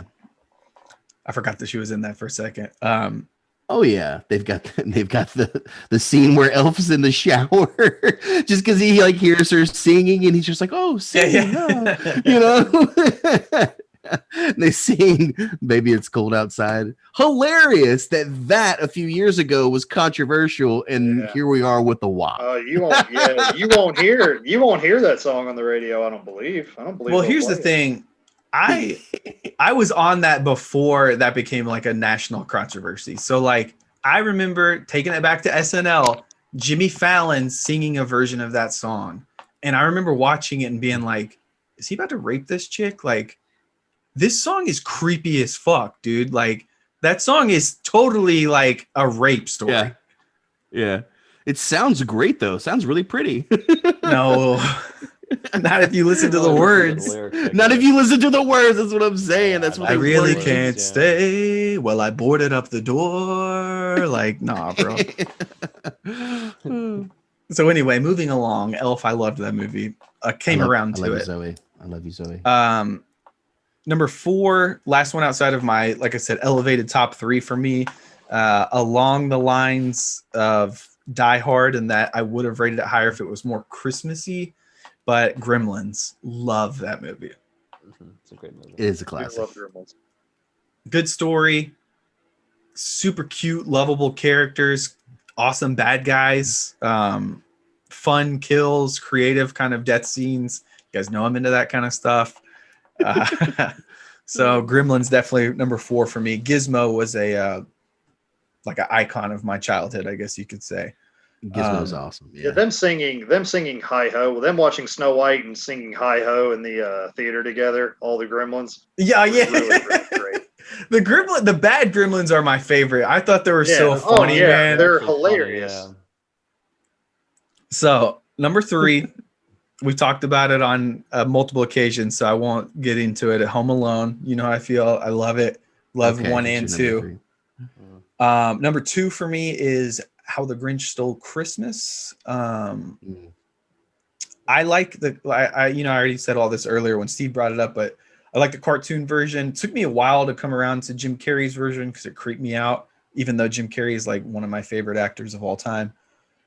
Love the music in that movie. Just, you know, the Mr. Grinch song is like all-time classic for me. So the Grinch, just with the fantasy aspect and the fun story with like a moral behind it, and it was funny and it had, you know, good music, and then the movie is all about finding the Christmas spirit. So of my kind of rating system, this really knocked him out of the park on all of those. Which brings me to number 1, which matters. I cannot believe you would speak ill of this movie, but my favorite Christmas movie of all time is hands down A Christmas Story. Oh, it's a special award. He won a special award I won tonight. tonight. Yeah, right. For me, it just, Ambassador dogs. I kind of talked about it, you know, with 4 Christmases, bringing the families together and the awkward moments between people that are forced to be together. Like the family dynamic in A Christmas Story is hilarious to me. The mom trying to force everyone together, and she puts him in the bunny costume, and he hates it, and he's doing everything against his will. But in the back of his mind, he knows he's got the prize of getting a present at the end of the day. And like, what kind of kid didn't want a BB gun growing up? Like that, I was shooting all sorts of cans when I was a little tiny kid with my little BB pellet gun or whatever. So like that hit home on a personal level for me.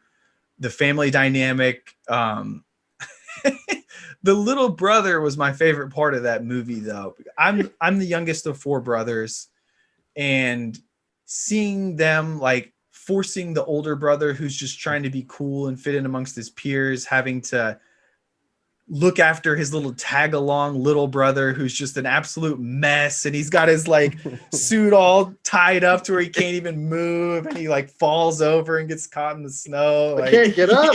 Yeah. I can't get up. Well, when they just the narrator of the movie talking about how he's like, it was less about like making sure that we were ready to go to school, and he's like, it looked more like deep sea diving.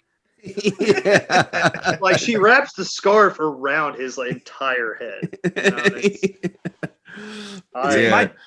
My dad growing up had a video camera like attached to his hand, so all of our Christmases and everything were recorded. So I just like the family dynamic in that movie just connected with me on another level. Like I could watch that movie. Like I know you guys are mad because it does play all the time. I don't care. Like that's one of those movies I could never get tired of. Another thing about the Christmas Story, I don't know why I liked it so much. The lamp is hilarious to me. The Yeah. lamp is funny. Like I don't know why it's so funny. Yeah. Well, he first gets it, and when he first gets it, Ralphie like touches it. He's like, "Wow!" And, like reaches up and Yeah. like caresses it. His mom has to like slap his hand away. He Just puts the it idea in- of When it breaks, when he breaks and he's holding it, and he looks at the mom. He's like, "You are always jealous." He's like it's. See, Mike's laughing. I think Mike secretly likes the Christmas Story.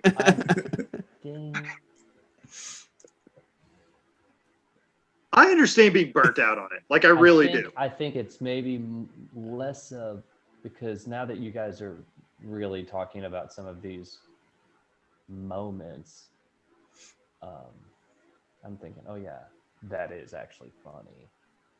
I guess I just don't. I think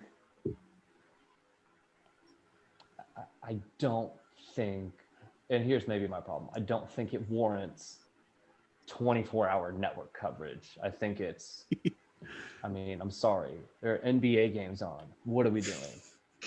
You know, It's just- it's not a great movie. I will admit that. Like as far as movies are going, but as far as Christmas movies are concerned, it's on point. Like the family aspect, the reality that all families aren't perfect, and sometimes we do things that are selfish and unintentionally, like the dad buying the lamp for himself and then it blows up in his face. Like that's hilarious. Yeah. It's got so many iconic moments. Like everybody knows you'll shoot your eye out, and Ralphie, Ralphie helped me, and the kid sticking his tongue to the tongue on the pole, yeah. on the flagpole. Like that's iconic right there. Like Yeah. tell me you didn't go in your freezer and stick your tongue on a Yeah. bunch of shit after But you watched see, that. Mike does have a point in the fact that it has been force fed to us since we were all little kids. Like it's been Yeah. absolutely force fed to it's us. just And I guess I drank the Kool-Aid on that. That I don't know. You're talking about you don't want to get burnt out on it. And I just feel like after 34 years, I'm still not burnt out on it. So I just don't ever see it happening. It's a good point. It's a good point. Yeah, don't forget the ending whenever the dogs come in and ruin the turkey. So then they go Oh to my like God. the Chinese Oh, deck and the he halls crushes with the head off bells the and duck, hurry. and he hands him the duck head. Yeah, very racist. Very. So I'm glad- Cuts the duck head off and then hands it to Yeah. him. Like He's like, he's oh, this is how you It's want it. smiling at me. I'm very glad you brought that up, Juan, because that ties into the last thing I kind of wanted to touch on here, and that's just some unique personal things that I traditionally like to do on Christmas. One of See, them, deck the horse. one of them is Ann and I go to Chinese buffet whenever we get a chance on Christmas. The movie gave us that idea, but it's one year. There was really bad weather and we couldn't get out to my mom's house, so we just stayed in Lexington, and there's nothing open, so we were trying to figure out what to eat, and China buffet was open, so we were like, okay, and it just kind of became a thing. So we always eat Chinese food on Christmas now. Clicks. But then I mean, we So used to always go to the movies on Christmas. That was just kind of our friend group did a lot of that. I remember watching Black Christmas in the movie theaters on Christmas Day. We had a wine bladder in the theater and we were passing it around. That was not a terrible movie. I actually really enjoyed that movie. With Honorable Jimmy. mention, Black Christmas. Yeah. Yeah, Jimmy. You don't play Little around. Jimmy. Yeah. This Christmas But yeah, Day do you movie guys is have just- any kind of unique things you like to do on Christmas? Like go to the movies or Well, like you mentioned, like Keith, you and I grew up 3 houses down, and like grew up as really good friends. Like grew up as best friends in the same. But Christmas was a day that I wasn't allowed out of the house. Mhm. Like my family, I spent all of Christmas with my family, and it was almost like it was a cardinal sin. You don't leave the house ever. And so I didn't. You all would be going to the movies, and I never went. I never went to go see these movies with you guys. Y'all be throwing football in the street, and I never went. And like it's like my wife, for example, she talked about how growing up she would travel on Christmas. She would go. It'd be like 4 Christmases. She would go to 4 or 5 different places. And with me, I stayed put. I never left. It was me and my siblings and my mom and my dad, and we just never went anywhere. I wasn't really allowed to leave. It was kind of seen as like you were shunned if you left. It's like, no, like, don't you want to spend time with your family on Christmas? And I was Yeah. like, yeah, I guess. Definitely. Yeah. But then I came to really love it. I came to really enjoy that, you know. And I think we it's would- awesome that your family does that. Like every Yeah. year, you And, guys like, are and I super- came- it's yeah. pretty cool. and yeah. I came to really, really enjoy it. And then the only other thing, I'll make it quick, was that we would always go see my grandparents the day after Christmas. And so my family started celebrating on Christmas on the 26th. And I started kind of hating that because I was like, why? Like, why are we always celebrating a day late? And I realized it's because we have kids in my family. I have, niece and nephews now. And so us celebrating the day after, we go to my mom's house. And so it's like them going to their grandparents' house. It's the same thing that I used to do as a kid. And I actually felt kind of silly that I didn't recognize that before I did. Because it was only about 5 or 6 years ago that I really kind of came to terms with the fact that we celebrate the day after Christmas. And it's because that's when the kids get to go see One of the their adults, grandmother. Yeah, You get to sit at the big boy and girl table. And You don't sometimes sit they don't at even the let me- extended table Yeah, at the and end. sometimes they don't even let me do that, Mike. Sometimes I got to sit with my niece. I and sit I'm at like, the little so table too still, so it's fine. Minecraft, I got to like talk to her about Minecraft. But You're like a I'm really grandma's just a- boy. all you got to do is jump off the rock and come down, and boom, level 6 is done. Yeah. Oh my gosh. Yeah. I'd say, probably one of the funniest memories that I have of Christmas, probably and definitely one of the best as well. It was my senior year of high school, and my entire family was there. My grandmother was still alive at the time. Of course, my father was. My brother and his wife were there. My sister and her husband, was there. And I don't think they had any kids yet. I don't think kids were in the mix yet. I don't. No, they weren't. Kids were not in the mix yet. And that was, I guess, kind of earlier in all of their relationships, right? So we were all kind of, as a family getting to know, the spouses, of my siblings. And that particular Christmas, and like this, it didn't really happen this way. And maybe it was just because I was finally a senior in high school. I was 18 years old my whole year, of high school. I was already an adult. I was a little bit of an older senior. Okay. Mhm. And but anyway, after Christmas, and it was a great Christmas. We all started to decide, like, a game to play, which my family didn't really do those things that much. Like, looking back, like, we didn't really play, like, board games or games, and a lot as a family. And I forget who brought it, but someone brought Catchphrase, and I'm a sucker. I love Catchphrase, man. Love that game. That game is awesome. And anyway, again, I 18-year-old senior, not supposed to drink. Somehow I got a hold of this random, and I don't even remember the brand. I don't think I've ever seen the brand ever again, but it was a brand of rum. Okay. And it was a fifth. It was a plastic bottle. And my brother-in-law, he always talks about this because it was hilarious. I ended up killing this whole fifth of rum, okay, just throughout like the duration of the game when we were all playing Catchphrase.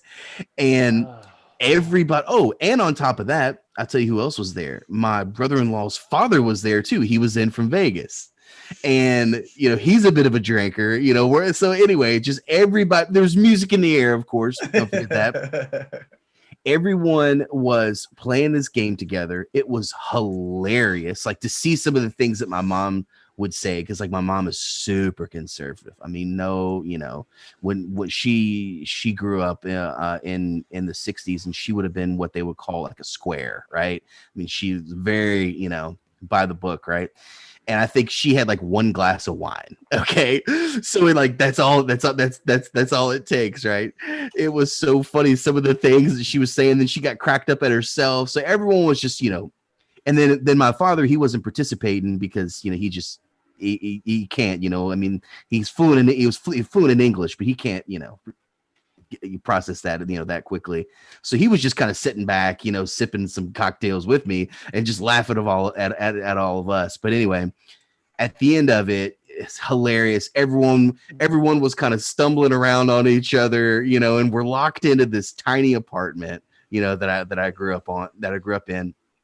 And my mom and dad didn't even know that I was drinking. Okay. I wasn't really trying to hide it, but somehow they didn't even know I was drinking. And then I got up and I kind of stumbled a bit. And my mom was just like, why, like, are you okay? Like, why would you stumble? Like you didn't trip on anything. And I'm just like, oh my God, I'm good. I'm good. And anyway, I went in my bedroom after everything was done and just full on face planted, like full movie scene style, just face planted on my little twin mattress and was just knocked out like until the next morning. And I remember my mom was like, she was like, I went in there and tried to wake you up and you didn't wake up. I don't understand. And my brother-in-law was like, probably because he just downed a whole fifth of rum, Diana, and he told me the next day, he's like, dude, I can't believe you just bodied that whole fifth, man. You didn't get sick or anything. And then that was the beginning of the story of my drinking days. It all started on Christmas. Yeah. When Juan's got a good buzz and he goes to sleep, he's like a hibernating bear trying to get that man back awake. I remember after y'all won the state title and you passed out in the front seat of your car at my house. We drove you back home and you were not coming into the house to sleep that night. You were not moving at all, just like passed out with your hands together like this. And we would try to like pull your arm and you'd like, I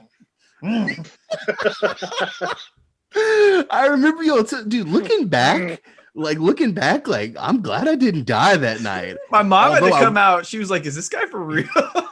Yeah. Although I would have died a champion. Okay, let's remember that first. But I could have died that night for sure. Oh man, yeah. No, it's true. It's true. But anyway, that's just looking back. That's like one of my fondest memories, just because everybody was participating in this one thing.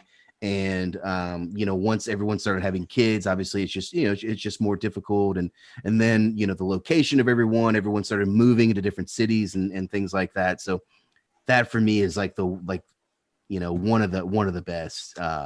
Hilarious, man. Just catchphrase is just it brings out the best. And then you throw in drunk catchphrase with family. Oh man, it's just 10 out of 10. 10 out of 10 recommend. It brings out the best and the worst in people. Yeah, right. Yeah. Equally hilarious. Yeah. My mom says some really awful things when we play Yahtzee. Yahtzee. I love it. Matters, what about you? Any non-traditional kind of personal celebrations you do or your family or anything? In the past, we always did the Blockbuster thing where it would be like $20 for as many movies in the month of December as you wanted. But the catch was you can only take one out at a time and you had to bring it right back before you could get another one. And because where we grew up in Rabbit Run, we were so close to that Blockbuster over by the liquor barn and that pet store. My dad and I we would all write a movie down on a piece of paper, put it in a hat, and whatever we drew was the movie we would go to get. Nice. That's cool. And that's how we ended up watching District 9 that one time. And my mom and dad, they were all, because I picked it and they were all like, this looks so stupid. This is going to be so dumb. And as soon as it was over, we were all like, wow, that was great. My mom goes, that movie was surprisingly awesome. Yeah. Yeah. The main guy in that movie is so charming. They were supposed to make a sequel at some point and they decided not to, and I'm glad they didn't. I'm glad they didn't. It's a good standalone film. I don't know, man. I was frustrated that they didn't make the sequel. I followed the story for years. My brother and I recently talked about that. Actually, he sent me an article, and there was like hints. I mean, it's probably just a fan article, but it was like hints of them constructing another script, and I'm just like, man, I just want to know what happens. It was a great film. Yeah. But anyway, yeah. I'm looking forward to making new traditions here with my little family. This is the last Christmas where the only members of my immediate new family are my wife and I. So next year's going to be wild. Chaos, yeah. Chaos at y'all's place. Yeah. Yeah, that's So something. Yeah. Mike's having twins, and then Mike's sister is married to my brother, and they have 2 young ones right now too, and they are awesome and so full of energy and just amazingness. That we saw them on Thanksgiving. It was great. They're something else, aren't they? Yeah. They're funny. Those 2 are funny. Yeah. Shoot. But yeah, I mean, for me, other than what I mentioned, nowadays we don't go to the movie theaters as much. I love watching NBA basketball on Christmas Day. That's the current favorite vibe on Christmas. I just love that they always do really good matchups. So they put like marquee matchups on Christmas Day, and then they usually rock some vibrant alternative uniforms. And I always get a kick out of seeing the uniforms on Christmas Day as well. What's going to be nice about this season in the NBA on Christmas is because the season is starting so late in December. Mm-hmm. They will avoid that one Christmas Day dud, because there's always one game that's kind of a dud, I think. At least it's always felt like there's one game that we were just sitting there thinking, oh. Just didn't deliver, yeah. This team wasn't nearly as good as they were last year when they probably thought about putting this on the calendar. But now it's going to be, I'm excited for the new City uniforms. Those are cool. Have you guys Super seen cool. any of those? I like the They're Phoenix all ones cool. a lot, and the Miami the ones, of Valley. course. Yeah. The Valley. The Miami ones, like all the Miami Vice neon theme that the Heat have gone with, I'm a huge sucker for that. And I think a buddy of ours, Will, I think he might have a Tyler Hero, either a shirt or a jersey. That's I can't awesome. remember. I think he might. I think Will might have one of those. At least he wants it. If he doesn't have it, that's a Christmas gift that somebody might think about getting him. This year we've got Pelicans Heat to kick it off, so we get to see Zion versus Bam, Warriors versus Bucks, Nets versus Celtics, Mavericks Lakers. That's definitely the one I'm most looking forward to. Fun. And then the nightcap is Clippers Nuggets. That'll be a fun rematch of the Western Conference semifinals. So good games. Good games this year. Yeah. And I think that's it's cool too that they always play the NBA on Christmas, and I think that's something that's a tradition, And like you said, like you fall into that as the years go on. If you really like the NBA, it's a Christmas miracle. It's like it's a gift is really what it is, not a miracle, but it's a I think miracle. that's awesome. Yeah, I mean, I do think it's awesome. I do. It's funny, you'll get like Chris and myself and like my cousin David will be like, hey, what's the score of the game? Or like, hey, did you know the game's on? Or like, who's winning? Like, because my aunts and everybody are all like about opening presents, and they don't really do TV on Christmas Day. So there's always kind of a power struggle of if we're going to turn the TV on and watch the NBA games or not. Yeah, the day after Christmas, like I said, we celebrate the day after Christmas. At least that's tentatively what we're going to do this year. To hell with COVID. I hate it. You got to try to be safe, but tentatively that we're going to still get together the day after Christmas, not spend the night, but just get over there, try to open some presents and leave. But Buccaneers play that day. My Tampa Bay Buccaneers play that day, so I'm pretty excited about it. Here's the thing, though: the Bucs are winning the Super Bowl, and you can count on that.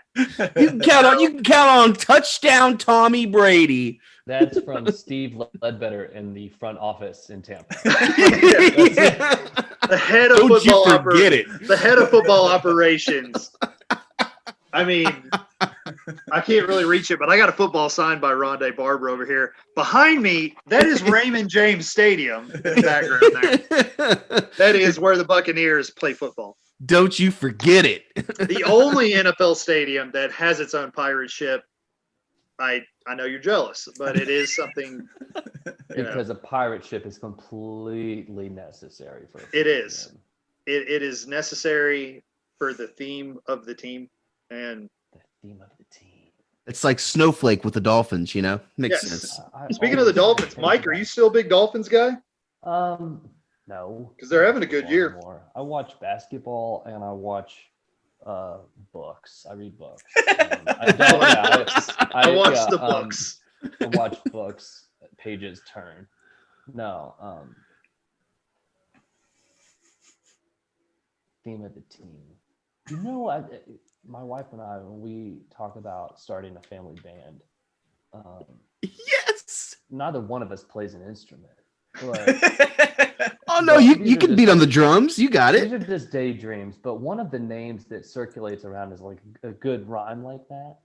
We constantly come back to Galaxia Maxima, which is maximum galaxy in Spanish, which does sound fun. But these are just pipe dreams, you guys.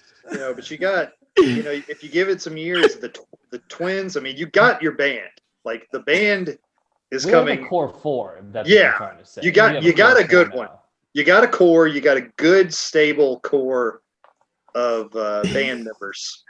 Dude, guys, I just rewatched School of Rock last night, and there's Great so movie. many, Great movie. so many. Like I can see, I can visualize your all's family band right now. You got to do it. I love it. If you're not hardcore- there Yeah. without me, but you're mine. How can you kick me out? I thought it was Yeah. I love Shit. it. When he's like, "Do you play the bass?" and she's like, "No, I play the cello." He's like, "Well, all you do is you turn it sideways, cello." Yeah, I lost him on that last night. Well, I think there was a recent interview with Jack Black where he talks about that, like that was like a passion project for him. Like that's one of his favorite movies he's ever done because it really kind of personifies how he really is, and he got to do a lot of really cool stuff with it. Plus, like that kid that plays guitar in it, that's lead guitar, he's like still actually plays. he actually, what I mean is like he was really good at his age, like he was phenomenal. And they had a reunion not too long ago. I don't believe it was too long ago. They had a reunion and a lot of them came back. Like Miranda Cosgrove from the iCarly show, she came back. Well, what's really cool is, and I don't know this for a fact, but we can only assume, right? Because they were in fact called the School of Rock. I actually did a concert, and it was more of like a showcase in Cincinnati, and it was at Bogart's, and that's who the headliner was. It was the School of Rock band, and there was like different there was like little small bands within the school, but then there was one band that represented the school. And I remember thinking like, holy crap, man. I mean, like they had to get the idea to name it, obviously, the School of Rock, after that. But it's just really cool because it's very different, to work a show like that. I mean, I work with nothing but adults, in a very adult entertainment business. And then just to work one with just a bunch of kids who are just up there shredding, it was really cool to see. It was fun. It's fun. It was also fun to see all their parents thinking they could still handle their liquor. That was another good one. Like Mr. Johnson and Mrs. Johnson. You may call you an Uber. Yeah. Something I wanted to touch on real quick before we wrapped up. I know we've done all the lists and movies and TV shows and specials, but Christmas music. You have any favorite albums, songs in particular? Feliz let's go to- Navidad. Yeah. Feliz Navidad. Of course, it's a classic. So I'm probably the biggest Michael Bublé fan there was as far as Christmas is concerned. the Buble Christmas music. Juan, don't make that face. Don't make that face at me about boobs. He's talented, man. But when he first hit the scene, he was just trying to be a Frank knockoff, and you can't knock off the king. I was No, gonna say he knocked it I was off gonna very say- soon. I was gonna say Frank Sinatra is like a staple in my house on Christmas. My brother's house. Like when we all get together on the Bose radio, my brother always puts Frank Sinatra on. You know, I I mean, mean, because if you're going, huge though, Frank you Sinatra. if you're can't going you with, can't like, go wrong. You can't go wrong with the classic crooners. Mhm. Yeah, it doesn't really matter which one it is. Johnny Mathis, even oh my gosh, what's his name? Wait, so am I the only Buble fan here? No, Is I that what's like happening Buble. right I now? like- No, Okay, I have, okay, I have okay. nothing Okay. against Josh Michael Groban. Bublé. He's got a nice big voice. Nothing against Oh. Michael Bublé, you know. But if you notice, all the Christmas music, the majority of the Christmas music you hear is from what, like the 50s and 60s. Like the Right. majority of the stuff you hear is older. Most of it, yeah. You And know, a like lot the of it is, I mean, guys, it's all the same 15 songs that everybody's singing again and again Mhm. and again. Mhm. Mm-hmm. It's really, if you think about it, it's not that. Okay. I mean, even Perry Como was a little different at least, but it's what it is. It's, I like Go ahead. I I like was just them. gonna say, put on Metallica or something. I don't want to have to listen to Christmas music at Christmas time. Let's just listen to some metal. Rock on, man. Hell yeah. some metal. I I mean, like System of a Down might as well be Christmas music. the 'cause I'm Mariah listening to that Carey like crazy. album is awesome, and Ariana Grande, as far as current pop singers are concerned, one of my favorite ones. I mean, Boys to Men put a great Christmas album out, but I mean, that's just if you're a Boys to Men fan, I mean, they could sing the phone book, right? I mean, Right. it's I'm gonna listen. I'm gonna Yeah. listen. Yeah, I saw like a meme that was the Undertaker sitting up out of the coffin, and they were like, "It's Mariah Carey and Michael Bublé during the holiday season." Yeah, It's like you don't really hear much about them, and then when Christmas time comes around, it's like all you get is Michael Bublé and Mariah Carey. Yeah, yeah. Harry Connick Jr. Does a Mhm. few really good Christmas renditions. Yeah. I mean, if you're a great artist, you can perform a great Christmas song. we were Uh, listening to Valerie in the car yesterday, and I was like, Amy Winehouse. yes. God, I wish we could have got an Amy Winehouse Christmas special. She had a perfect voice for that, man. That would have been great. Any more? Yeah, anything from her. Yeah, she's one of my favorites. All Yeah, time. R.I.P. gone too soon. I Yeah, gotta eat some dinner, y'all. I'm so hungry. I'm sorry. I'm so hungry. I'm wasting I had a bowl of away. cereal for lunch, and it was What all kind out of for cereal? breakfast too. And there's nothing wrong with cereal. I'm about to go have more cereal. what kind of But cereal? I do like a mixture of cereals. I have multiple. You know what? We're stalling from cereal. It's just I have this like honey nut crunch, and then I have like this granola that's got dried fruit and almonds in it. And Oh, then I can't drink whole milk anymore. I've been put on a diet because my cholesterol is high. Mm. oh man, you sound old. Put on more weight during my wife's pregnancy than she has. Get out of here. That's kind of funny. You'll get it off. You'll get it off. You can do it. Well, Metters, I think you muted yourself or something. I can't. Yeah, your audio went off. Did it? Am I here? Back Yep, now. we can hear you. We hear you Okay. now. My wife is such a good baker too, which is part of this issue as well. Is I don't say no to the sweets, and I don't want to. I just don't want to, and so I have to. Yeah.